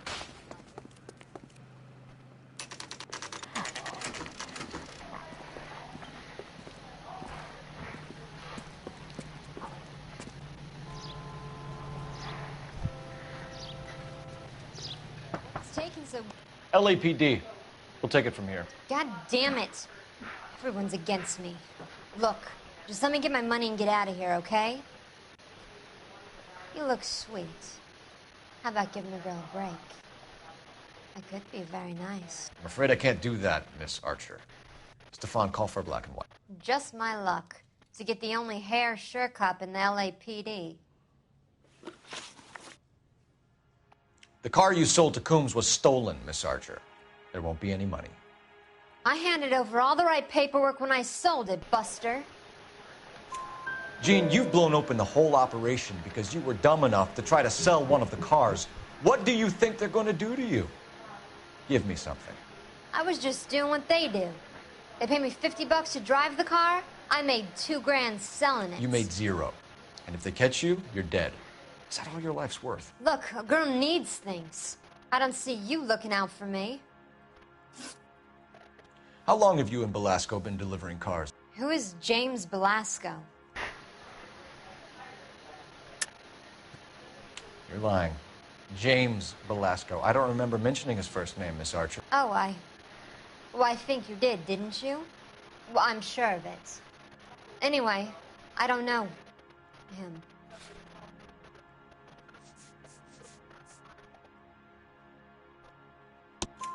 You aren't sharp enough to lie to me, Gene. You and James Belasco share the same address on your pink slips. We have him in a cell. Okay, so I know the creep. The pink slips are real. The home addresses are always vacant lots. Bigelow is always boasting that the paperwork is legit and that if we stick to our stories... And don't try and sell the car? Yeah, that too. Tell me where you picked up the car, Miss Archer. Look, I can't remember. Let me go, will you? Please. What have I got to do? Trying my patience here, Gene. I'll have the reporters down here and have your picture in all the papers. You'll have nowhere to run. All right already. I get the message. I pick up the cars from a guy named Bigelow. 58 Industrial Street. Big warehouse, full of goons. Now you've got what you want. Can I go? Please? No, you sure can. We've got a car waiting outside for you. Some career advice, Gene. Get out of crime. Marry someone boring who has money and will find you captivating. Is this guy for real? He takes a little getting used to, but yeah, he generally means what he says.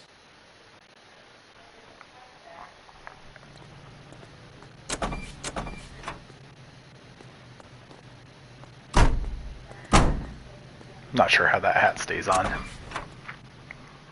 Their head bobbing around all the way, everywhere.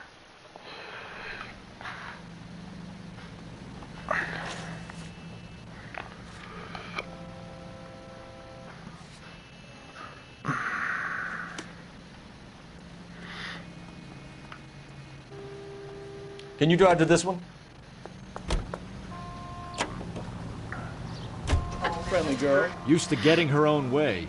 Little did she know her feminine charms were useless against the impenetrable Cole Phelps. She's not my type. And what is your type, Phelps? I'm married. I know that. But you're not blind or dead inside, are you? Wait, scrap that second half of the question. I don't know. Blondes, I guess. Hallelujah! The man is human after all. Now we're getting somewhere. Yep, I'm with you on the blondes. Brunettes are fine too. And there's nothing wrong with a good redhead. But I draw the line at gray. You know, I might have to lift that embargo soon in the interest of maintaining a free market. A man with high standards. The standards are only as high as the last glass of whiskey. Nice.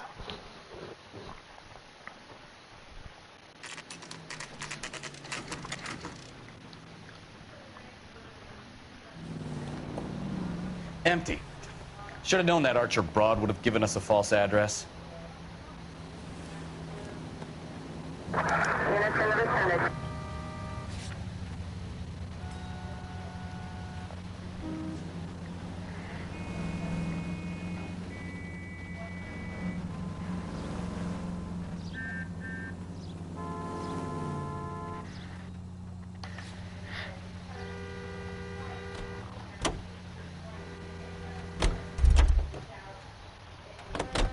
You drive. I need to go over the case notes.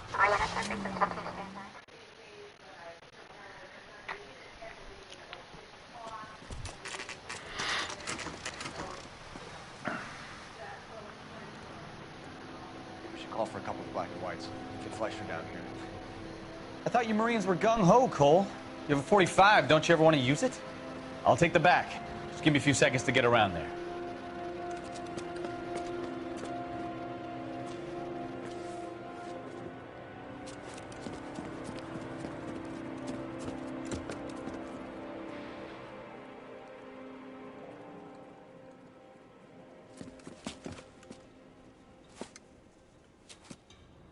Cole Phelps, LAPD.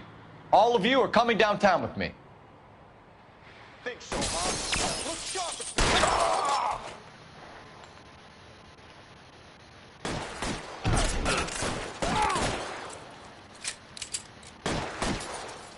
me. Throw out the guns. You're pretty brave for a dead man.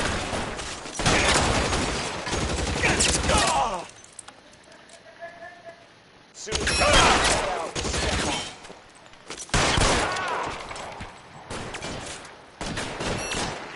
How long do you think you can hold out?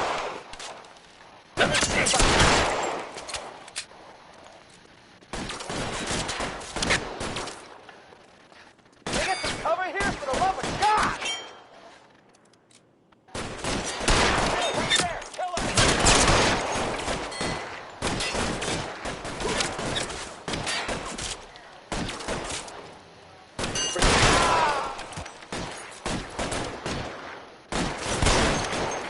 I need cover!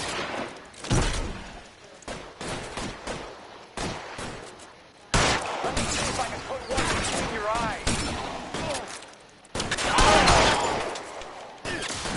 You're pretty brave for a dead man.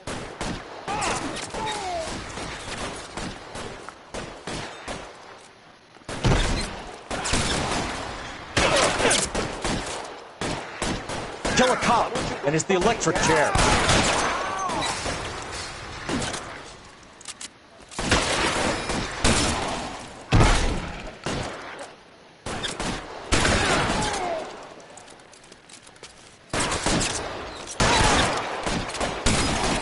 Let's see if I can put one between your eyes.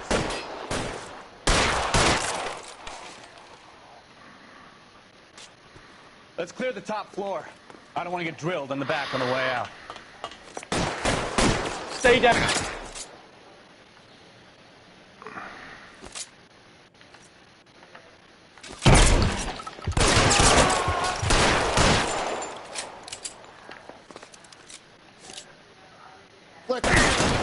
Stay in cover. Try the door at the end. I heard something. All right, don't shoot. Keep your hands up. Watch him, Bukowski. He doesn't move until I've tossed this place.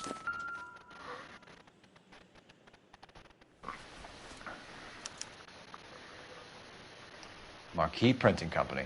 There's nothing like going direct to the source.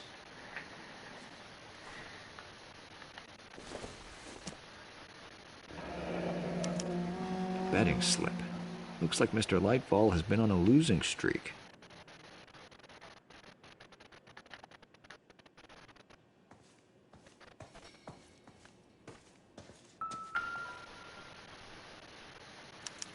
There are enough slips here to keep them stealing cars till Christmas. We've got a trail of pink slips and stolen cars that leads right to your door, Bigelow. You're in this up to your neck, but I don't think you're the man in charge. Make it easier on yourself. Give him up. I do work on cars for customers. You charge in here shooting up the place like it's the Ballad of Bulge. I can't give you anything.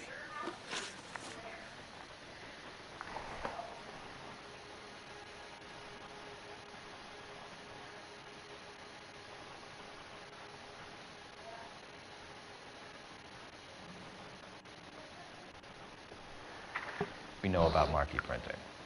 You can make this easier on yourself by giving us your man on the inside. I sometimes repair cars and put them back on the road. I need a pink slip to resell them. There's no problem. There are at least 4 dead men in this warehouse. A couple more. Punks won't make for that much extra paperwork. We'd be doing the legal system a favor. Okay, tough guy. I get the message. Lightfall. The guy who runs Marquee. He's the big shot. He likes to spend big at the track. He owes people. Lightfall, the guy with no luck at the track. Tell me about him. It's one of the guys lying over there. You're right. He has no luck. That's the best lie you can come up with, Bigelow? Hey, would I lie to you, detective? I'm not exactly in a good position here now, am I?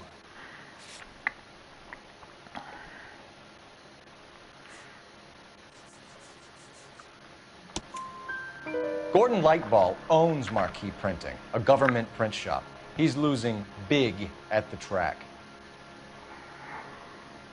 He has these big government contracts. He's in hock over 20 grand. If the feds find out, contracts will be all over. Lightfall plays ball. All right, Bigelow. The heat is off you. Play your cards right, and you'll be able to count your time in Quentin on one hand.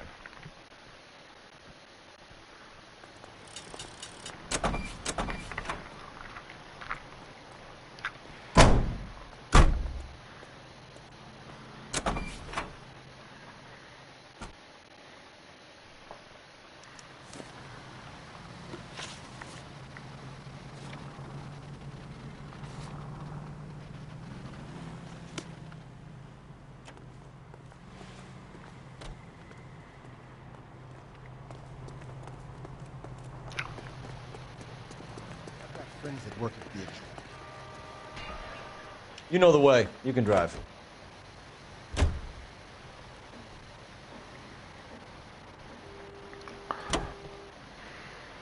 What a mess. Gonna take some cleaning up, that's for sure. I wish it hadn't gone that way. Well, they shouldn't bring guns to work with them. We didn't have a lot of choice. You have to admire the barefaced cheek of someone who tries to blow your brains out one minute and then pleads innocence the next. Yeah, especially when he's surrounded by evidence. You know, guys like Bigelow spend so much time convincing themselves that they're not doing anything wrong that they actually start to believe their own bullshit. They get sloppy. Bigelow, Lightfall, all of them. If they hadn't, who knows how long they could have kept this racket going. Complacency or greed. It's always one of the two that brings them down.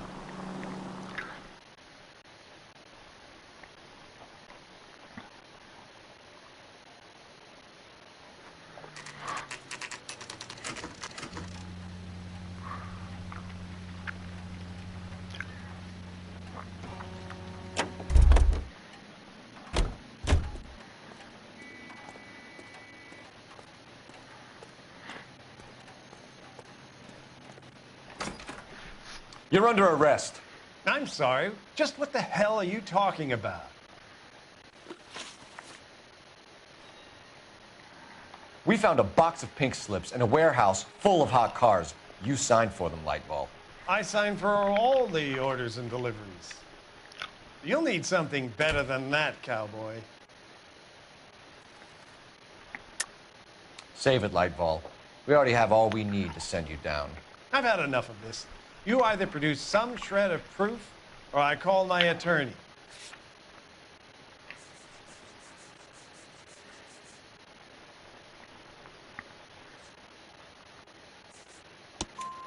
You're in the hole with the organization. We know about the debts, Lightball. I agree, I have a small problem. I'm prepared to help you in any way I can, Detective. I'll name names. I need you to keep this out of the paper. You need to shut up now, Lightball. Gordon Lightball, I'm charging you with conspiracy and fraud. Hands behind your back. The LAPD Central Traffic Division has today smashed a nationwide auto theft ring, writes crime correspondent, blah, blah, blah. Oh, here it is.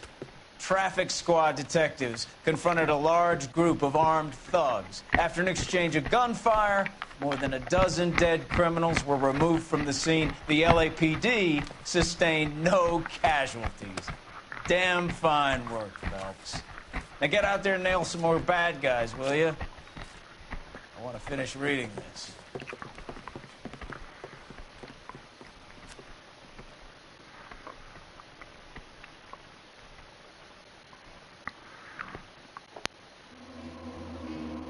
No, I missed one.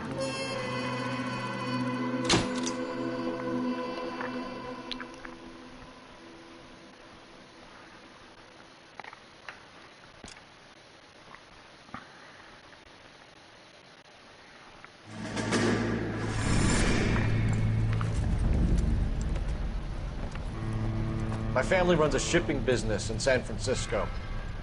We used to have 2 ships a week to Tokyo. We've been in shipping for 2 generations, Hank. I've never been on a voyage anywhere. I feel like Odysseus in the beginning of his journey. The Odyssey took 10 years, Cole. This is the American century. America can rule the world after we win this war. We need to stay alive, Cole. These men are counting on us. Have you heard what the veterans are saying to each other? No. Golden Gate and 48. That's 4 more hard years of fighting.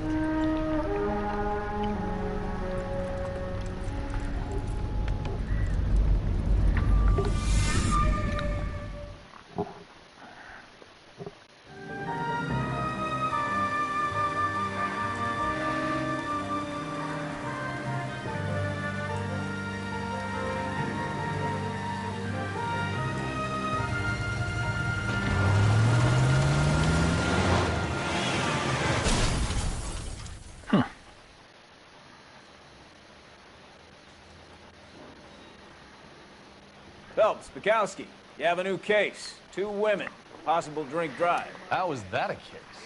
The broad says she was doped and that somebody tried to kill her. Where did this take place? Alright, I think this is going to be our last That's the case. bitch you're gonna love. Right across the street. What? A Chevy Styline took a nosedive off the escarpment, fetched up underneath a Cola King billboard. Up to it, boys. We got bad guys to catch. Door knocking all morning, but I gotta make in the car in the end. See you later, fellers. Try not to work too hard. It's you bantering with the boys. Brings a tear to my eye watching my caterpillar grow wings. I'm just trying to fit in. Educated, hardworking, straight as an arrow. I hate to break it to you, Cole, but you'll never fit in at Central.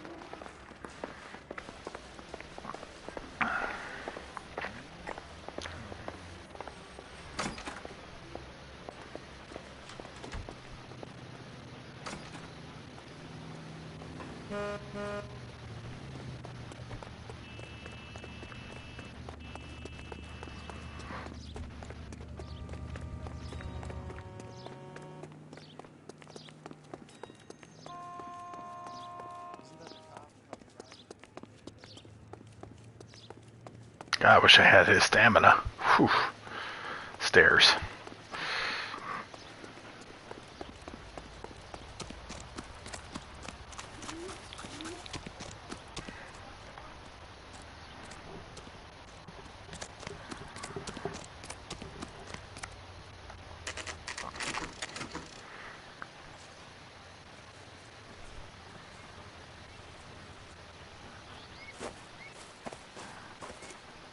Her face looks familiar. Well, that's June Ballard, Tarzan's sister, beast of the Amazon. She's married to Guy McAfee. The captain has moved to Vegas now, but the two of them still have juice. Phelps, traffic. Detective Phelps. Hey, Bukowski. Long time no see. You could have called this in by megaphone, Enrique. Phelps, this is Enrique Gonzalez. Enrique was a pretty decent middleweight. What do we have, Gonzalez? Broad drives right through the empty lot and off the side of the escarpment. Her story is that a movie producer doped her and her friend and sent the car over the cliff. Was anyone hurt? Driver's beat up. Not too bad considering. If she hadn't hit that billboard, we'd be scraping both of them off the pavement.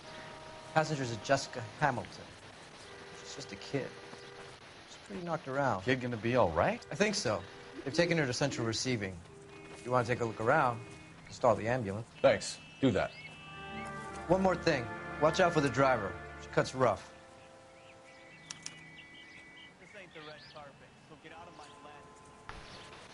lane. If you're looking for the coroner, he's down by the crash site.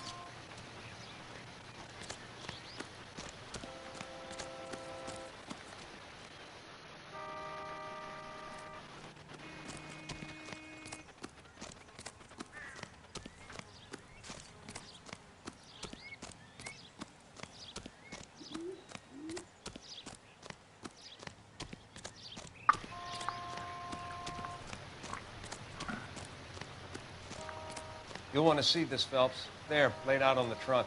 And that isn't even the best part.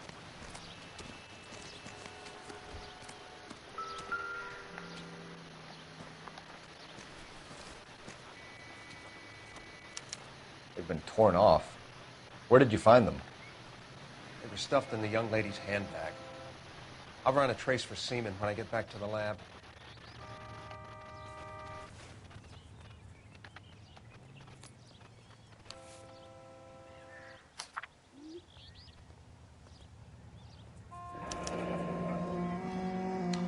She's a long way from home.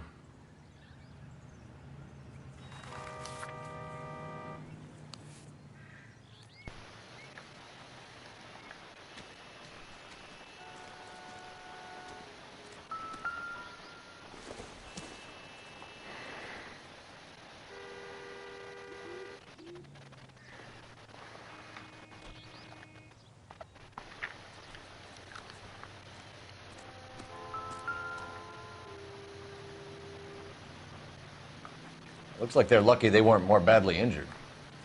Must have been unconscious. Being relaxed tends to lessen the soft tissue damage.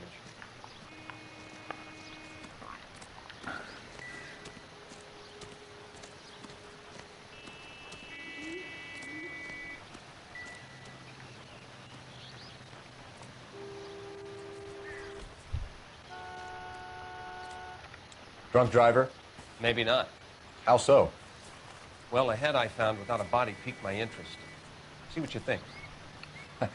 Alas, poor Yorick, I knew him, Horatio. Is it real? No. I think it's supposed to be a replica of an Indian shrunken head. It's some kind of curio or movie prop. See the casting marks? What's it made from? Plaster of Paris would be my first guess, then painted. So we can rule out the murder angle? No, you can rule that in. That thing was wedging the accelerator to the floor. Whoever did it wanted these women dead.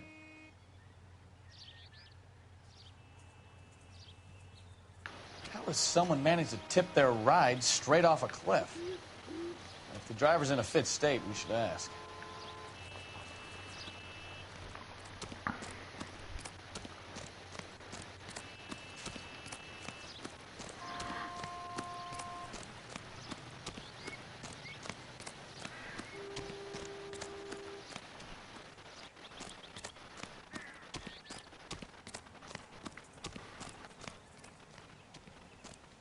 Mrs. McAfee, we would like to ask you a few questions, if that's okay.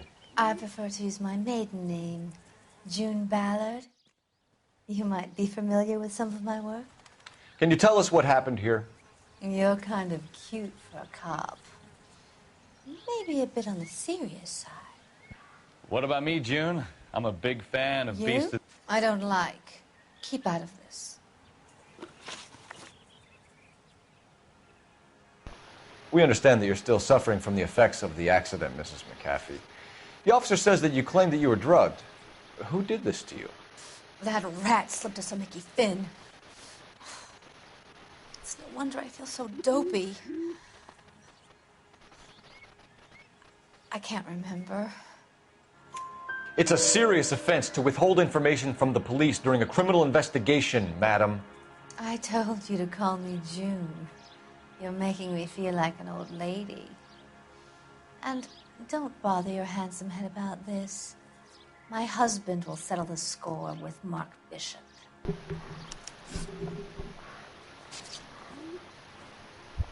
What can you tell us about the passenger in your car? Jessica Hamilton. Poor Jessica. It's been a rough day for her. She's desperate to break into movies. What more can I say? I think you're lying, Mrs. McAfee. I think something happened to Jessica yesterday before the crash. I'm offended, Sunshine. Do you have any proof?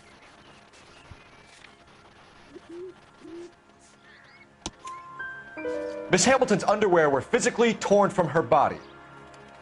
She wanted to go to a casting. I took her to a casting. Whatever happened after that is between her and Mark Bishop. We found a shrunken head. It was used to tamper with your car. You see, I normally don't drive off cliffs. The last thing I remember is getting behind the wheel. It's obviously some kind of movie prop. You must know where it came from. In case you hadn't noticed, I am the talent. And the talent doesn't deal with props or sets or any of that kind of stuff. Why don't you ask Mark Bishop which prop house he uses? You mentioned a Mark Bishop. You think he might have had something to do with this? He is a movie producer. As for his involvement, you just leave it to me and my husband to worry about. I want to know what happened between you two that made him want to commit a double murder. Bishop offered me a part in his picture. Then he withdrew it. Fact is, we had a deal. I pressed him on it, and this is where I end up. Mrs. McAfee, I think it would be in everyone's best interest if you accompanied Patrolman Gonzalez back to the receiving hospital. I'm going to be okay. These guys can take me home after my lawyer and I have talked to the news house. Mrs. McAfee, you are still under the influence of narcotics, and you're likely to go into shock once the drugs wear off. And I thought you were a heel. It's nice of you to be concerned. I think we're good here. Let's go see what we can shake out of the kid.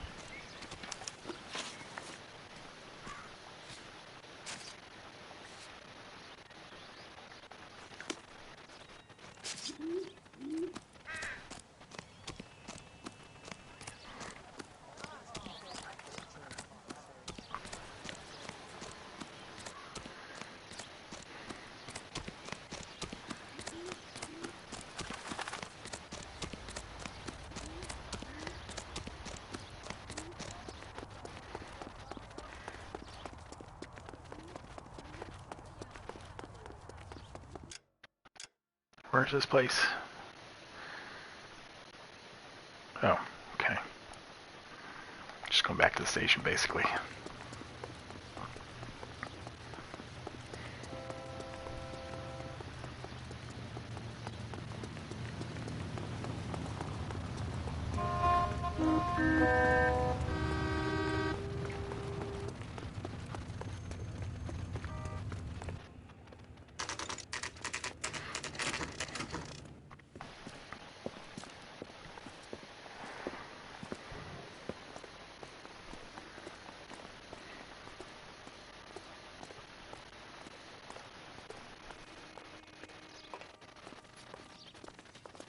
Hello, Detective Phelps, here to interview a Jessica Hamilton.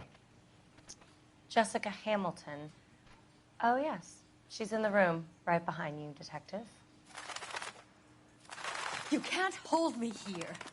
Hello, Doctor. I'm Detective Phelps. You're attending to the young lady from the auto accident? Yes. She's conscious now, but I doubt she'll remember much.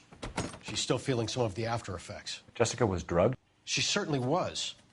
Chloral hydrate would be my guess, and there's clear evidence of abuse. She's still a minor, Detective. Someone planned a double murder to cover up a statutory rape? Swap 7 years for life and gets Guy McAfee on their case? Doesn't make much sense to me. I guess it depends on what they had to lose.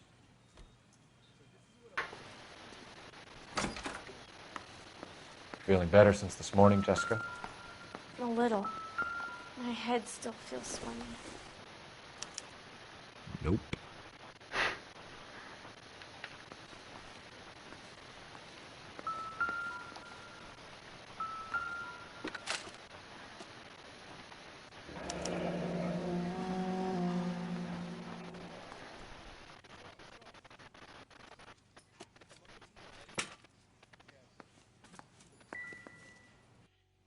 So what next? Kid gloves when you talk. Hello, Jessica. My name is Cole Phelps. I'm a policeman. I'd like to talk to you about your accident, if that's okay. Okay.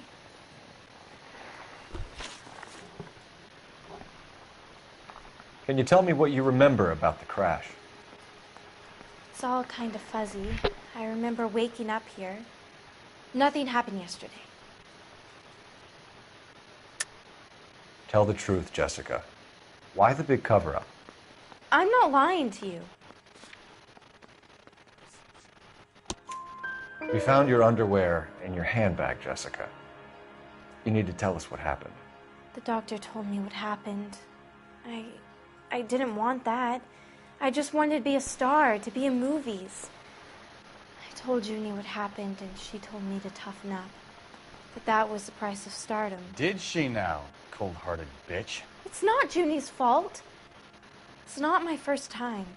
I had a boyfriend back home, but my father found out about him. Even if you consented, Jessica, you're still underage. We need to get in touch with your parents, Jessica, to tell them what has happened. Oh, you don't need to worry them. They sent me along to stay with Aunt June. They trust her to take care of me.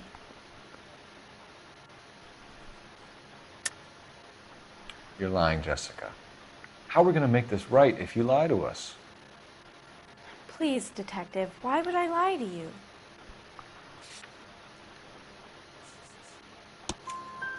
Because you're a runaway, Jessica, and you don't have your parents' permission to be here. Now, do you want to tell me what really happened? I went with Junie to this strange place. It's difficult to remember.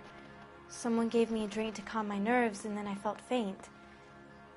I think I must have passed out.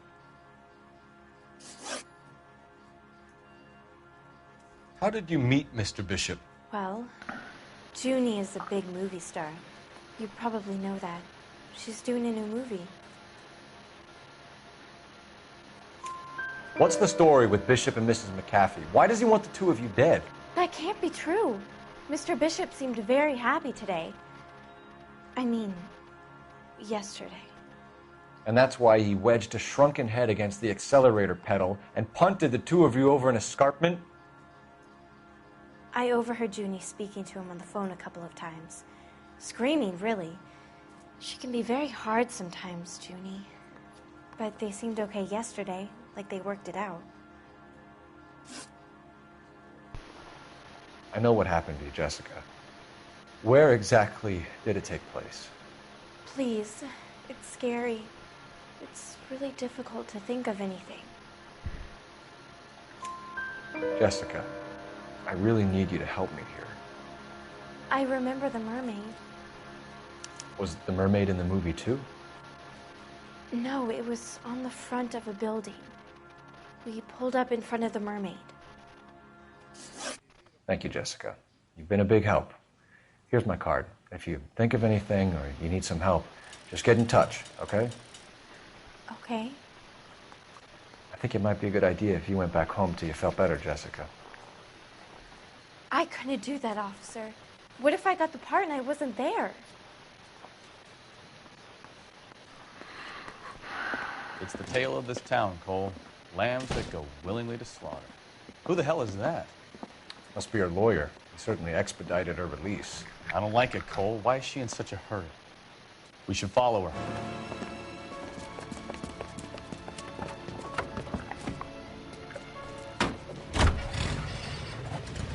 There she goes. Come on.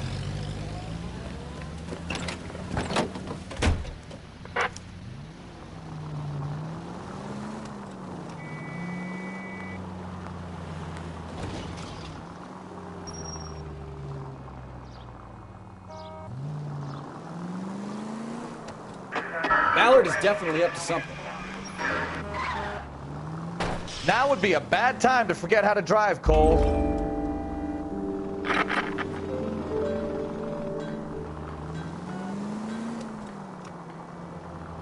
She seems to have made a remarkably speedy recovery.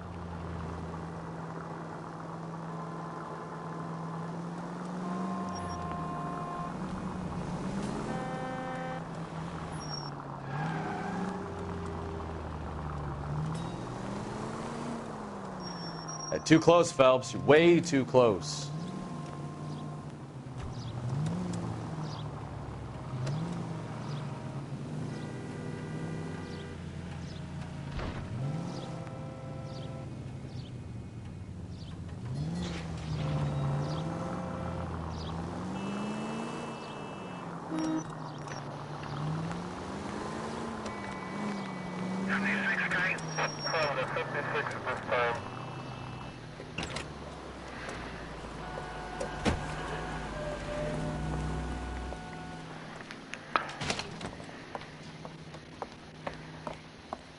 Get in there and see what she's up to.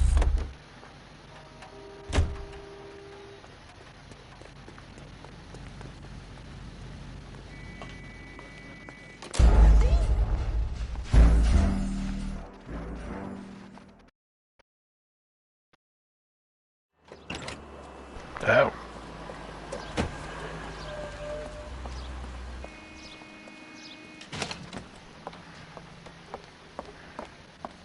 Get in there and see what she's up to.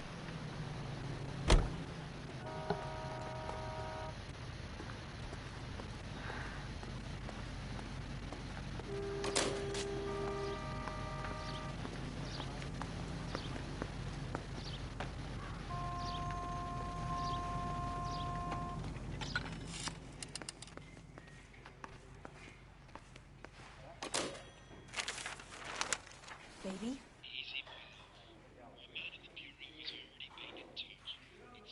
No! I don't want him taught a lesson. You know what I want. Well, then make someone else do it! You still know people out here, don't you? Then make some calls!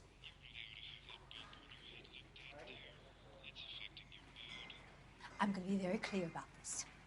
You get this done, or I'm... Wilson's Hotel. Mr. Mark Bishop, that son of a bitch, lives in apartment 803. Sure, I got the film.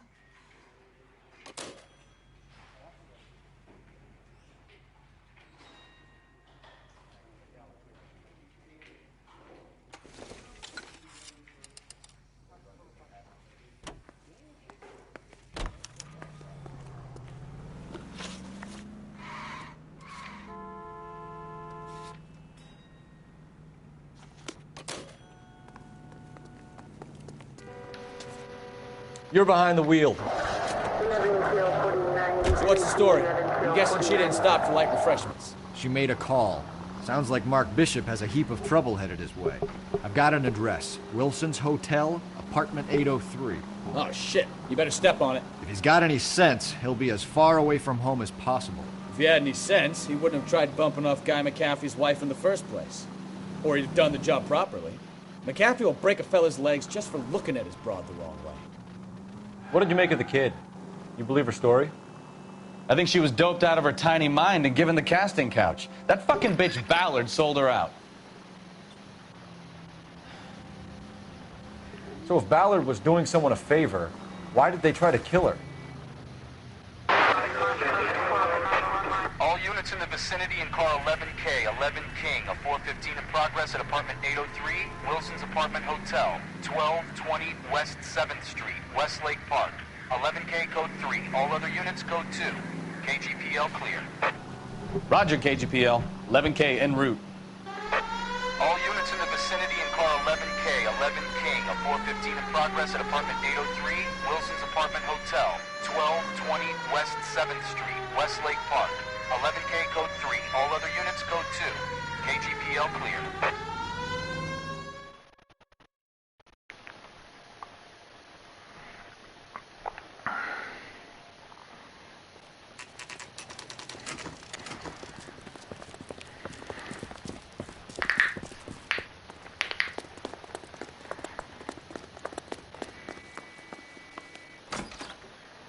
I'm Detective Phelps.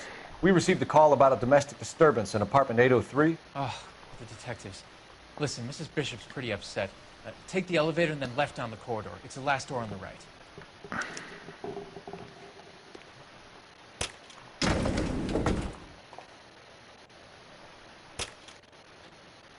Sounds like we're about to make it a hat trick of hysterical female witnesses.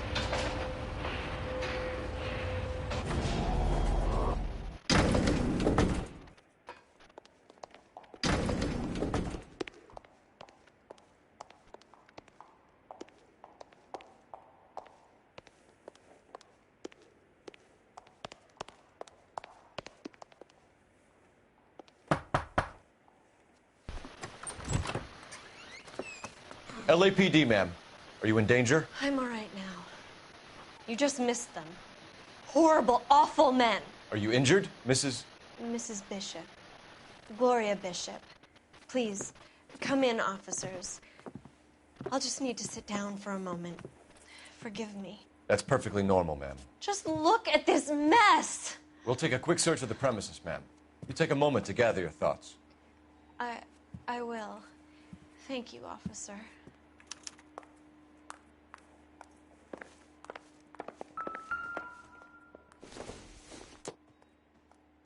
I don't think this is going to help us.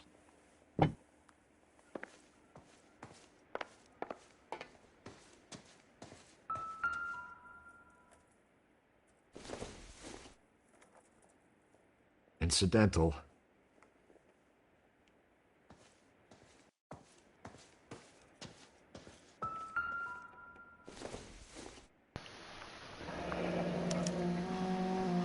What do you have to do to earn $20,000?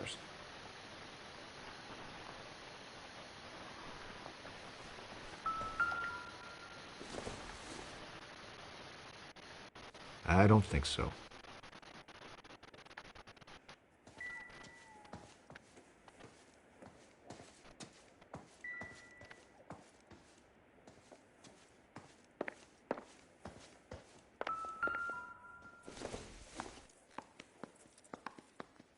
No good to me. It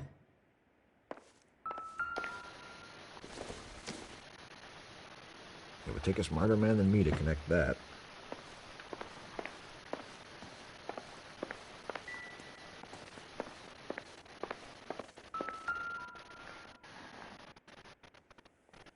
Presented to Mark.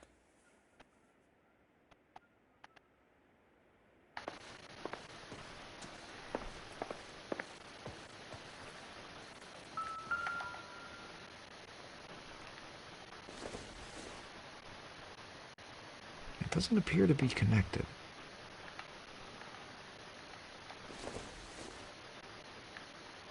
Doesn't look like anything.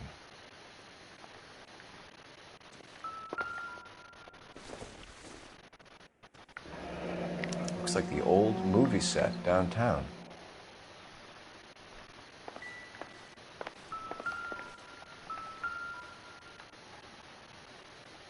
Great Wall of Babylon. A replica of a replica.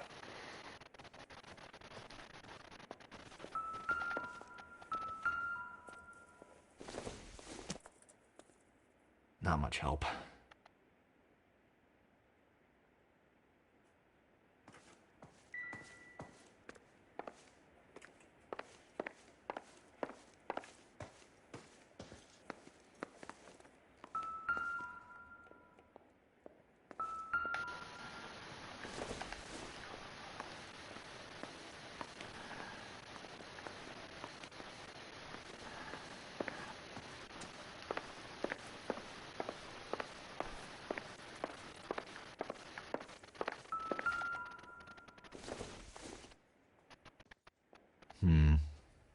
don't think this is any use to us.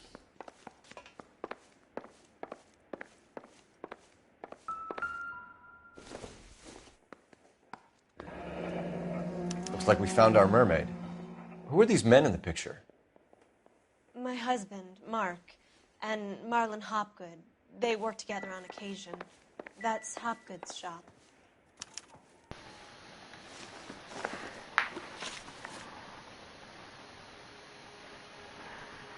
Those men, I think they work for Guy McAfee. Do you know the name? No. Why should I? June Ballard is married to Guy McAfee. Have you heard of her? That slut. She's been badgering my husband for days. Mrs. McAfee alleges that your husband tried to kill her and her friend last night. I think you should tell us what you know. My husband's a movie producer. This has something to do with his new picture. He doesn't include me in his business. June Ballard said she had a deal to be in his new picture. Mark repeatedly told her no. He had Joan Leslie lined up for the role. That's how he got the finance.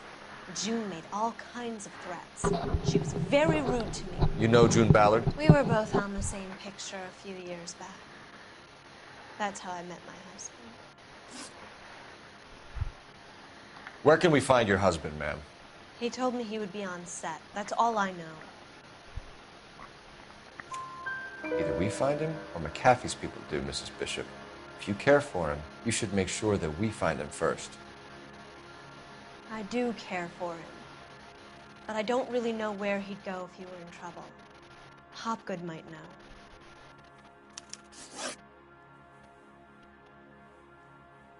Why is your husband paying Lorna Hopgood $20,000? Lorna? Marlon's ex-wife? Are you sure? You're lying, Mrs. Bishop. It's some kind of payoff. You know exactly what the money is for and who it's getting paid to. Do I? Would you like to prove that, Detective?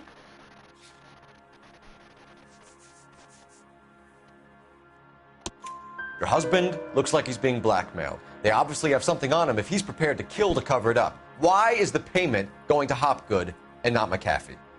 Lorna works at a check-cashing place in Hollywood. You need to ask Hopgood why he needs that much money in cash. Your husband was at a casting yesterday with a young girl? Not that I know of. He told me he was looking at locations. The picture's been cast. Jessica remembered a mermaid. The mermaid on the front of the prop store. You better come clean with me. This is a sick town, Detective. Are you sure you really want to know? The truth is, my husband likes them young. And you think that's okay?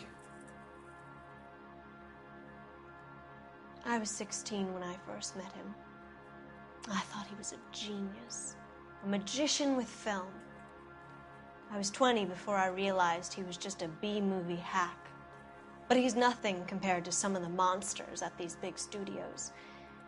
My guess is Ballard sacrificed her little friend. Happens to a lot of girls. Your husband is in trouble. It could go easier for him if you were more helpful, Mrs. Bishop. He's a big boy, Detective, and so are you. This is Hollywood. There's always a deal to be done.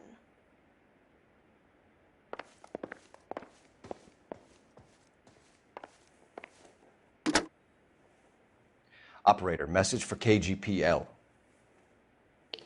Putting you through now. Phelps, 1247. How can I help, Detective? I need a location on a silver screen prop store. Just a moment. Silver Screen Props, corner 3rd and Figueroa. Thank you.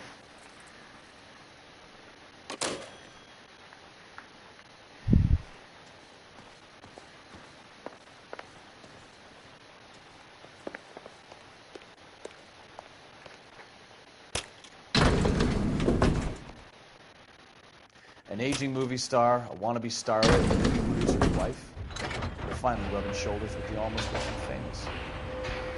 And from the stories they've given us, clearly none of them can act.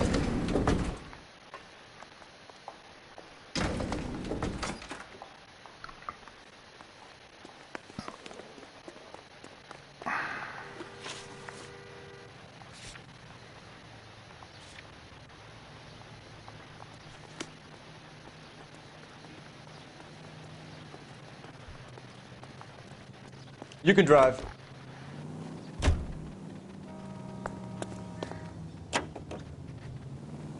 Mrs. Bishop knows more than she's letting on. She doesn't seem to realize how much trouble her husband is in.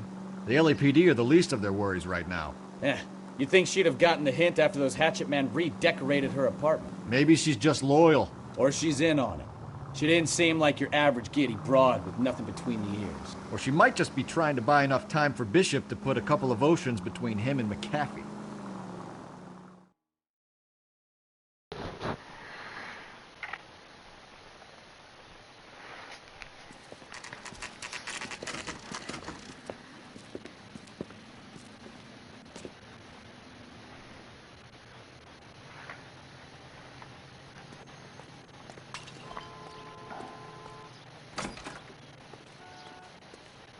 Phelps and Bukowski, LAPD. We're investigating the attempted murder of June Ballard and Jessica Hamilton. Christ. I'm Marlon Hopgood. How can I help? You hold castings here? How'd you hear about that? I got a little soundstage out back. Lead the way.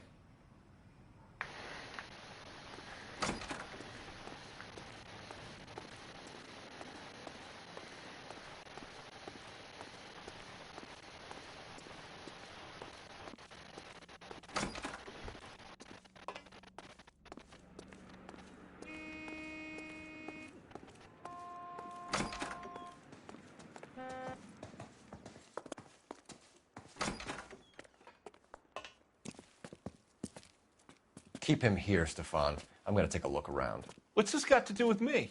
Don't try my patience, knucklehead.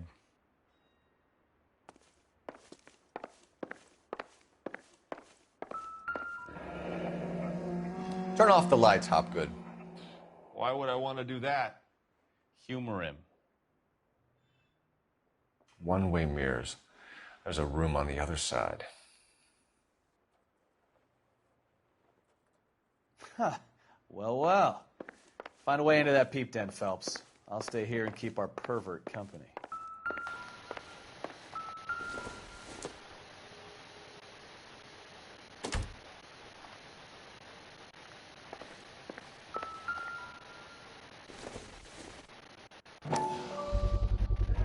Doping a 15-year-old kid and abusing her in a screen test. What is wrong with these people?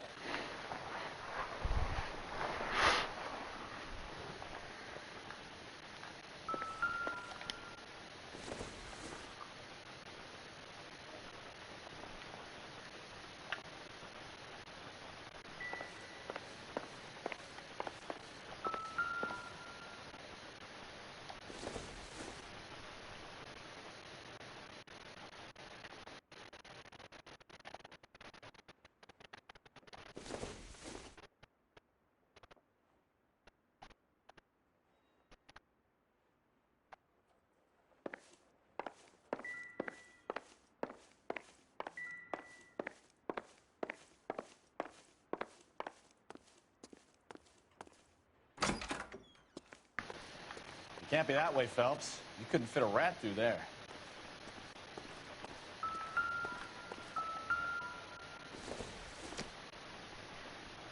Not sure this means much.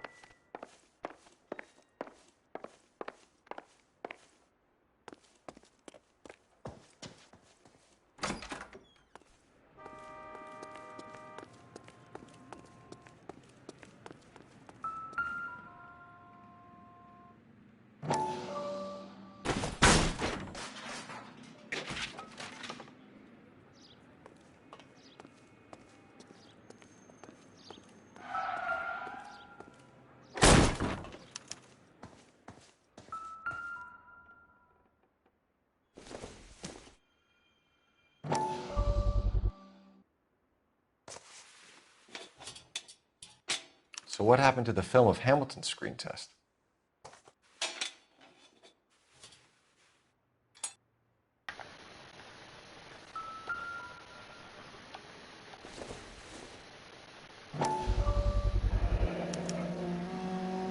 Jungle Drums, 8th and Francisco.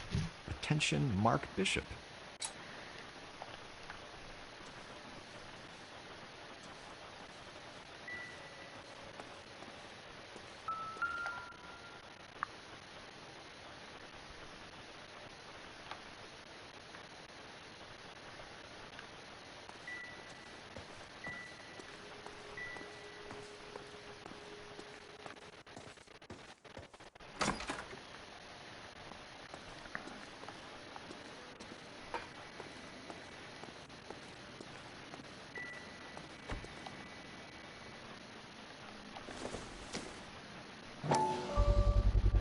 So this is where you sprang from.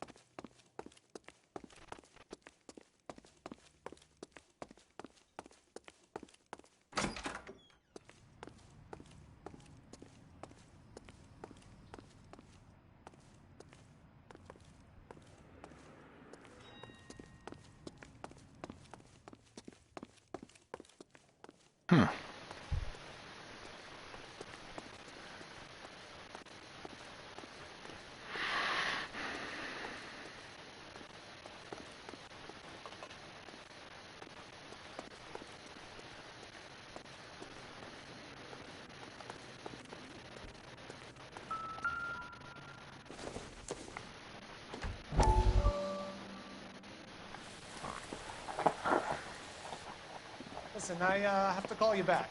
I got some business here. Sit down, Courtney. This is Mickey. Mickey, this is Courtney Sheldon. What would you like to drink? Scotch. Straight up. I hear you're back at school learning to be a doctor, kid. Yes. That's right, Mr. Cohen. So you want to be a doctor and a dope peddler. Interesting combination, huh? Do we have a problem, Mr. Cohen? We might have. Yeah.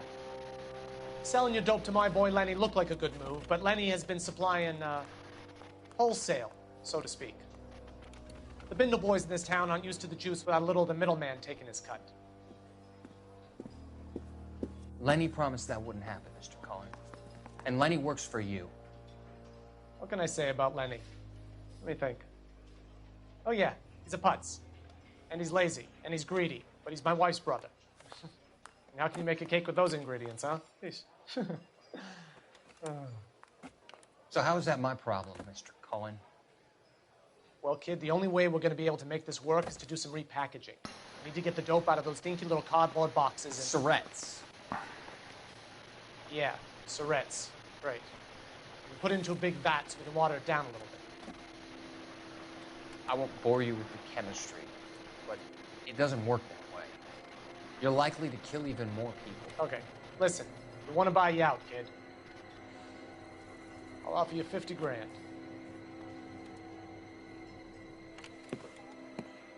Hey. Hey! You don't like my offer?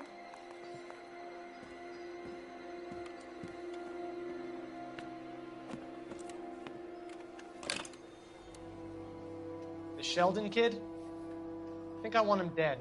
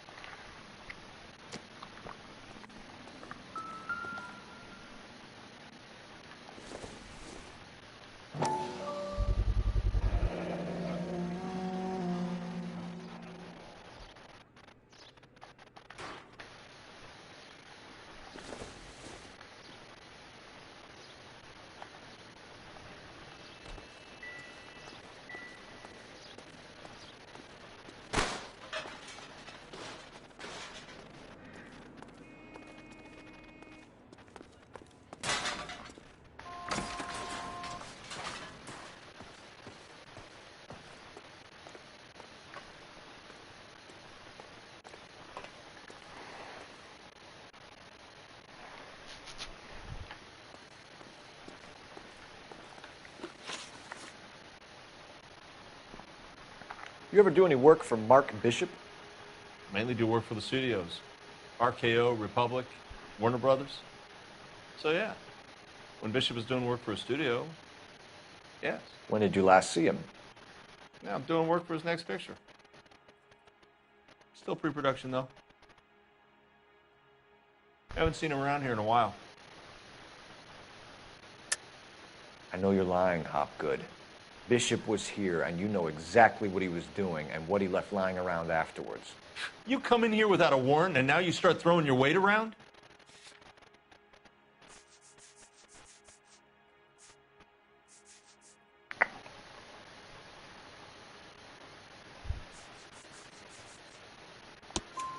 A 15-year-old girl told me how she was drugged and molested at a casting house. I found the chloral hydrate in your drinks cabinet. You give me something or I will break your fucking jaw, Hopgood. Bishop was here with June Ballard and the girl. A lot of producers and directors use this place. I'm not responsible for what goes on here. McAfee's men are looking for Bishop. We need to find him first. Any idea where he might have gone to ground? If he really tried to kill McAfee's wife, my advice to him would be to leave town. You're delivering props to Jungle Drums on 8th Street? Bishop is using that old rundown wreck of a set. That place is dangerous. But it might be a good spot to hide. What's the deal with you and June Ballard? Look, buddy, I make props. I hardly ever meet the talent unless it's something tailor-made for them, like a sword or something. You and Ballard are blackmailing Bishop. That's why he cracked. You got nothing on me. My hands are clean on this.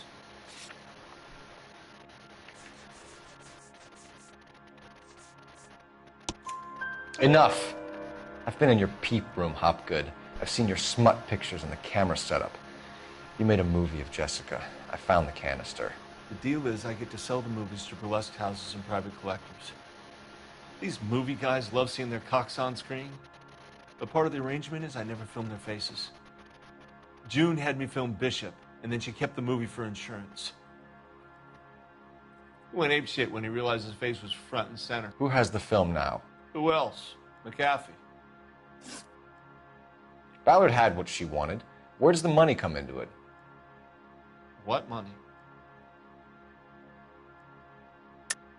Enough of the lies. I told you, I get my cut selling dirty movies.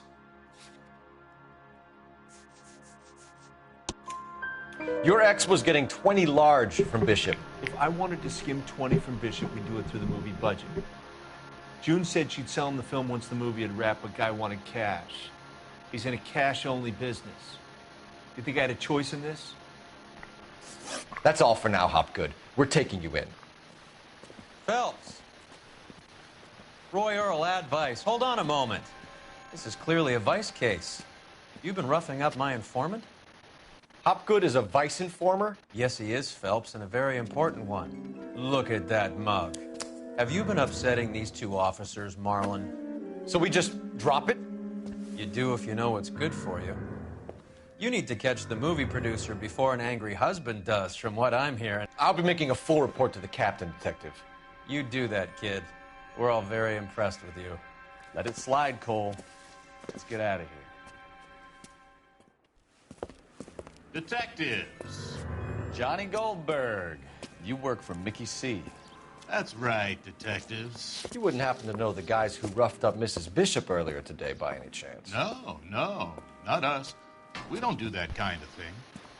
It's the husband we'd like to talk to. This is a police matter. You don't want to be taken in for obstruction of justice, do you, boys? You could try the obstruction rap, but it won't stick. We could beat that. You've had your 10 cents worth, gentlemen. Bishop knows how the world works. Mrs. McAfee hits him up for a movie part. Happens every day. But Bishop takes it a step too far and tries to rub out Mrs. McAfee. Naturally, Guy is going to get upset. What made you think Bishop would be here? We figure he might be planning a little accident for Hopgood, too. Those two guys have got some unfinished business. You let us know if you find Bishop.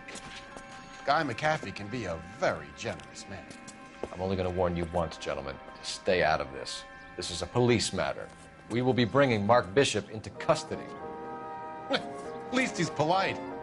Kind of dumb, but polite. But I'm a lot less polite, you smug son of a bitch. So let me put it in ruder terms that even a pair of blockheads like you might understand. The only reason that you don't have bars on your windows already is because you're small fry. And we don't waste our time on small fry. You stay away from Bishop, and you stay away from me. Is that clear enough for you, asshole? Now run along back to your boss so we can pat you on the head and tell you what good boys you are.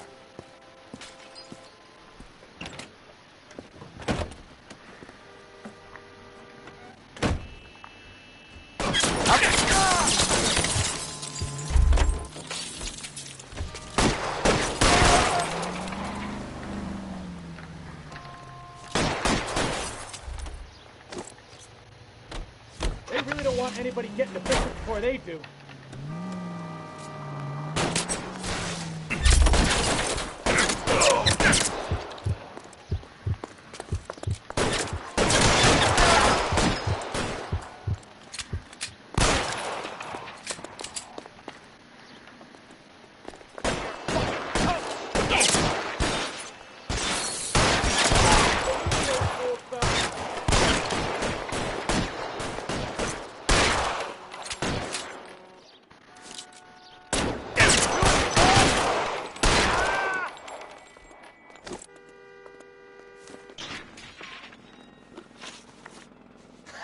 Let's see him chase us now.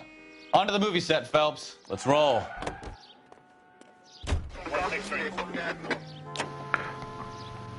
Oh, Christ. And they say working traffic is like watching paint dry. You know how to piss people off, Bukowski. Hey, if they're prepared to gun down cops in broad daylight, McAfee really means business. Seems like we're the only ones who want Bishop alive. I have a good mind just to let him go work on the son of a bitch. I'm about done putting my life on the line to protect some child molester. That's our job, unfortunately. They don't get to dole out the justice.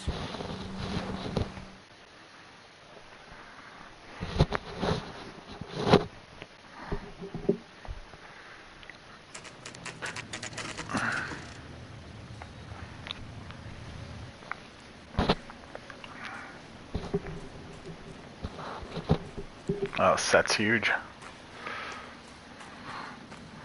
There's the slippery bastard now. No. God damn it! Mark Bishop, stop! LAPD! Get him, Phelps. I'll cover the exit. 11K calling KGPL, requesting assistance at 8th and Francisco, the abandoned movie set. My partner is pursuing suspect on foot. Code 3, KGPL. We're trying to help you, Bishop! This is all a big mistake!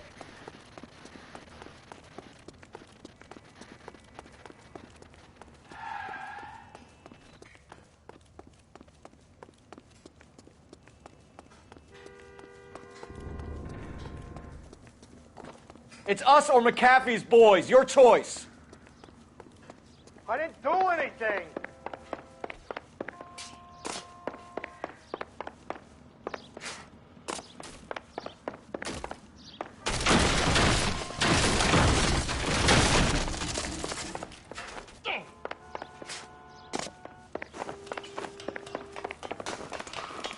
Get the hell out of here, you goddamn maniac! Bishop, that's enough!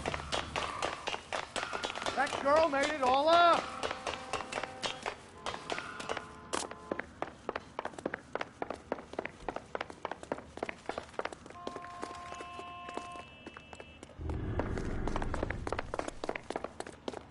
Don't make this any harder on yourself, Bishop.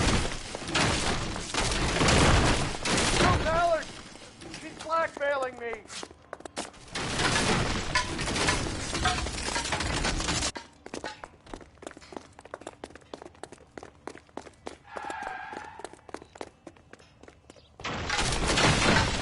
Hands in the air, Bishop! Move another inch and you're dead.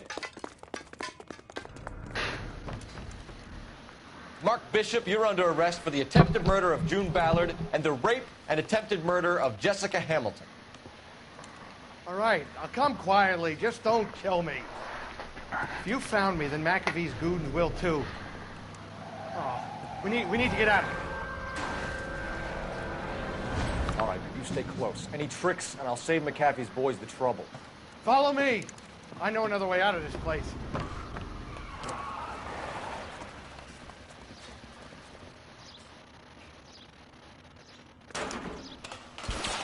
Christ, detective, they're trying to kill me! Last chance to back the hell down!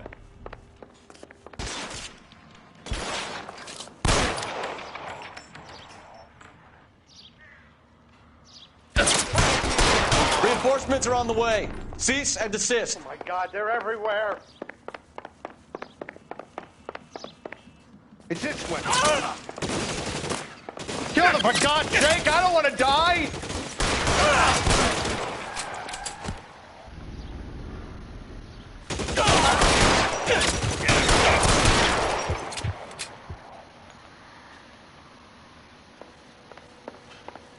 LAPD, you're making a big mistake.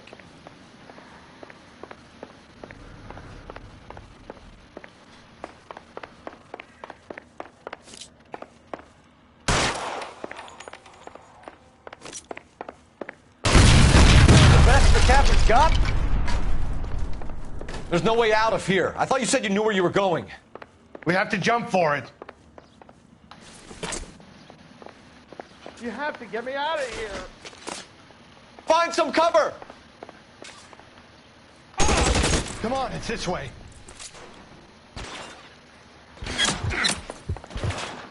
Shit. Really hurts. This is insanity.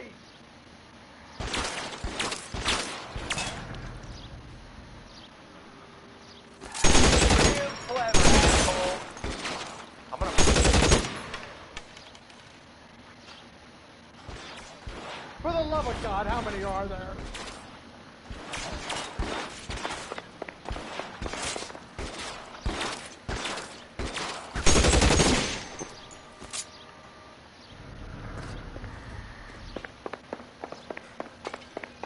I don't want to die here. Weapons on the ground, now! Oops. Got a little too carried away, a little too far forward. Last chance to back the hell down!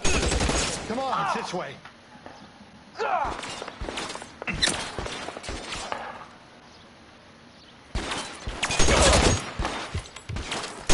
McAfee doesn't make the rules. You hear me?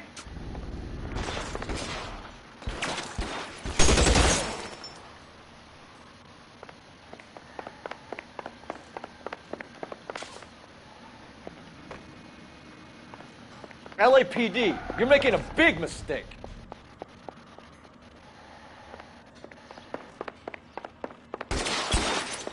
Weapons on the ground, now!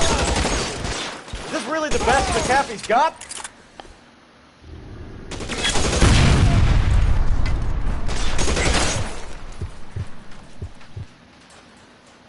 I got you now, motherfucker! Who's got you there? There's a ladder leading to the ground. Oh my God, they're everywhere.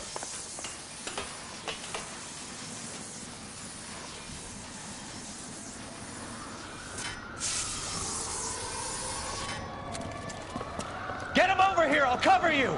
Come on, the cavalry's here! You have to get me out of here.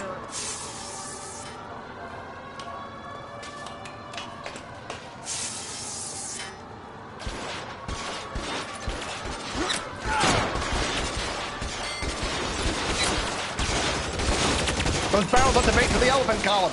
They're full of gasoline. Shoot them! Quickly! Put your weapons down and your hands in the air.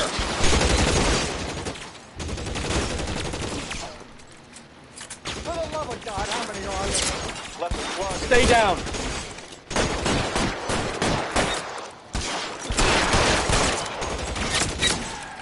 I don't want to die.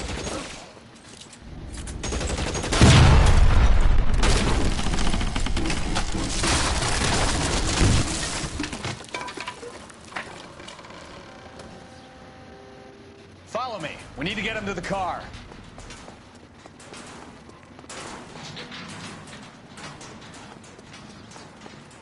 Oh! got some cover! This is all Ballard's fault.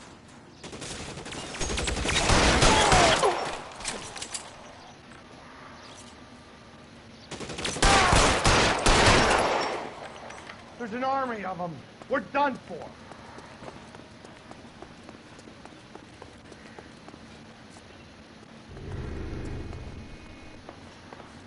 Get him to the car. I can cover you from here.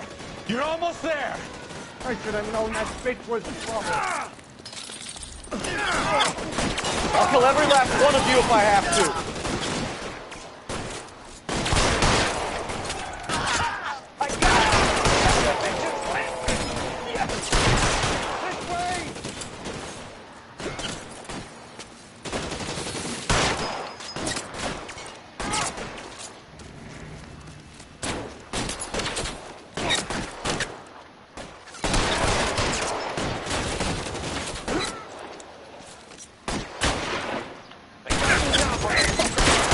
Kill a cop, and it's the electric chair.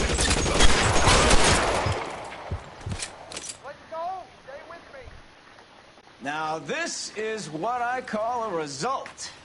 Mark Bishop, erstwhile film producer and all-around piece of shit, catches a fast ticket to Quentin for statch rape and attempted murder, so he gets to spend the next 15 years playing sissy instead of sticking it to little girls.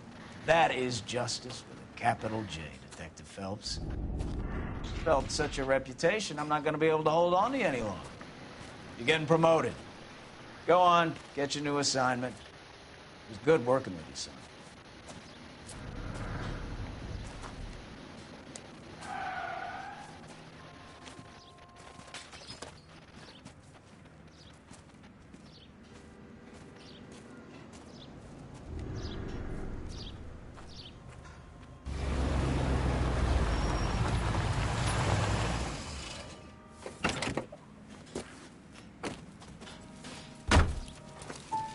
Phelps, Bukowski. This your work?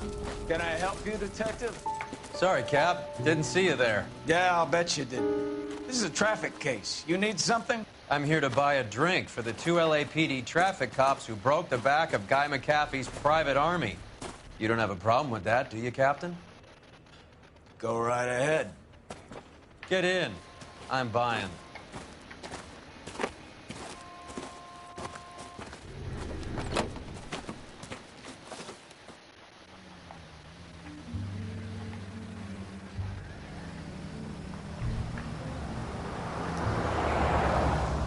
You'll like this place. A lot of movie people hang out here. You like jazz, Cole? The hopheads love it. Sure, I guess. Big bands and swing I can understand, but this bebop palaver? How are you supposed to dance to that? This is Phelps, Leroy. Be nice to him. You'll like this place. They treat you right. You like a table, Roy? What do you think we want to do? Stand at the bar like I'll chumps? get a table ready for you then. Don't look so happy to see me, Alphonse. I might get the wrong impression. Cole, this is Alphonse. He's a French Negro from Africa. Can you beat that? The Congo. A pleasure to meet you, Alphonse. Is Elsa singing tonight? Yes, she is. She has the next set. Come on, Cole. You can meet Elsa while they're fixing us a table. You'll like her. She's something else. Maybe another night, Roy. She's pretty beat up about it. Get your hands off me. Don't ever tell me what to do or what not to do, Alphonse. You got a nice club here. Don't spoil it. If you will follow me, detectives. Just through the door.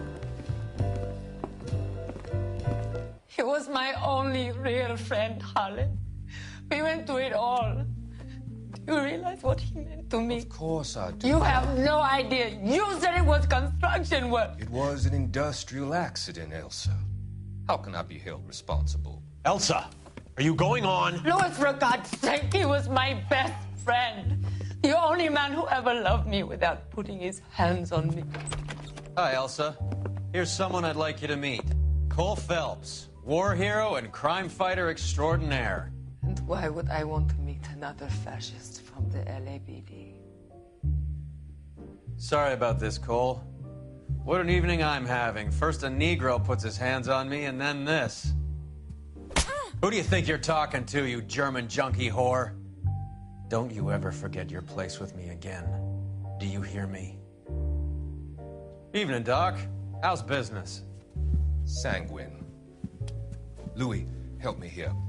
I'm gonna have to give her something before her performance. Blow it off, Cole. These artsy-fartsy types always get a little flighty. Meet Dr. Harlan Fontaine, doctor to the stars. Mr. Fix-It to the mental wreckage of Hollywood. So what about that drink, boys?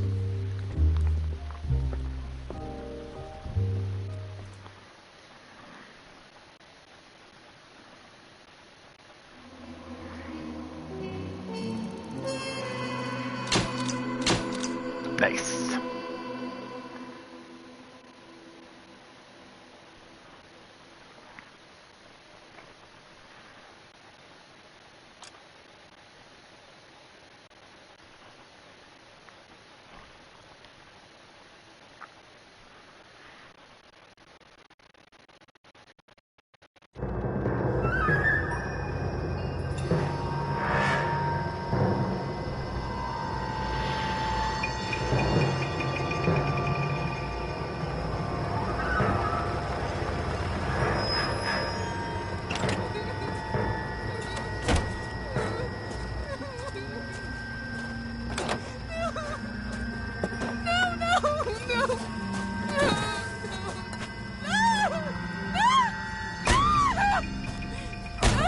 Now we're getting into something.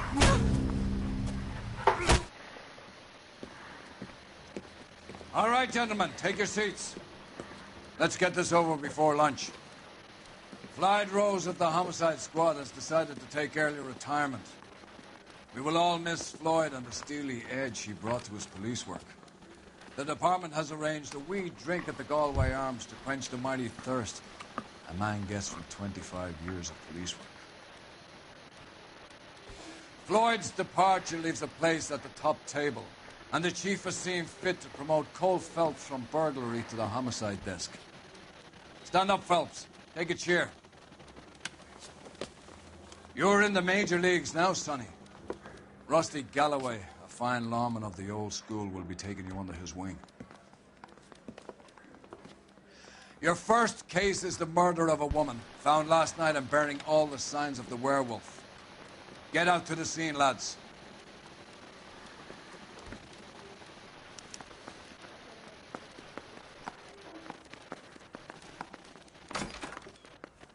I say we bust in there. Do you have the address? Been all over KGPL. It's off Temple Street, between Belmont and Glendale. That broad has socks in it, Brazil.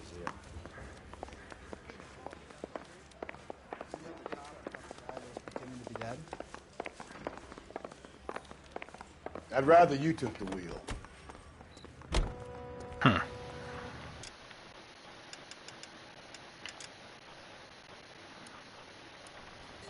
All right, well, with that being said, all the traffic cases are all wrapped up. We are moving on to homicide. A good place to take a break. Yeah, I think a 3-hour play is pretty good. So a good place to take a break with our good Detective Cole Phelps. Oh my goodness. Until next time, we will see you and hope you have a good afternoon.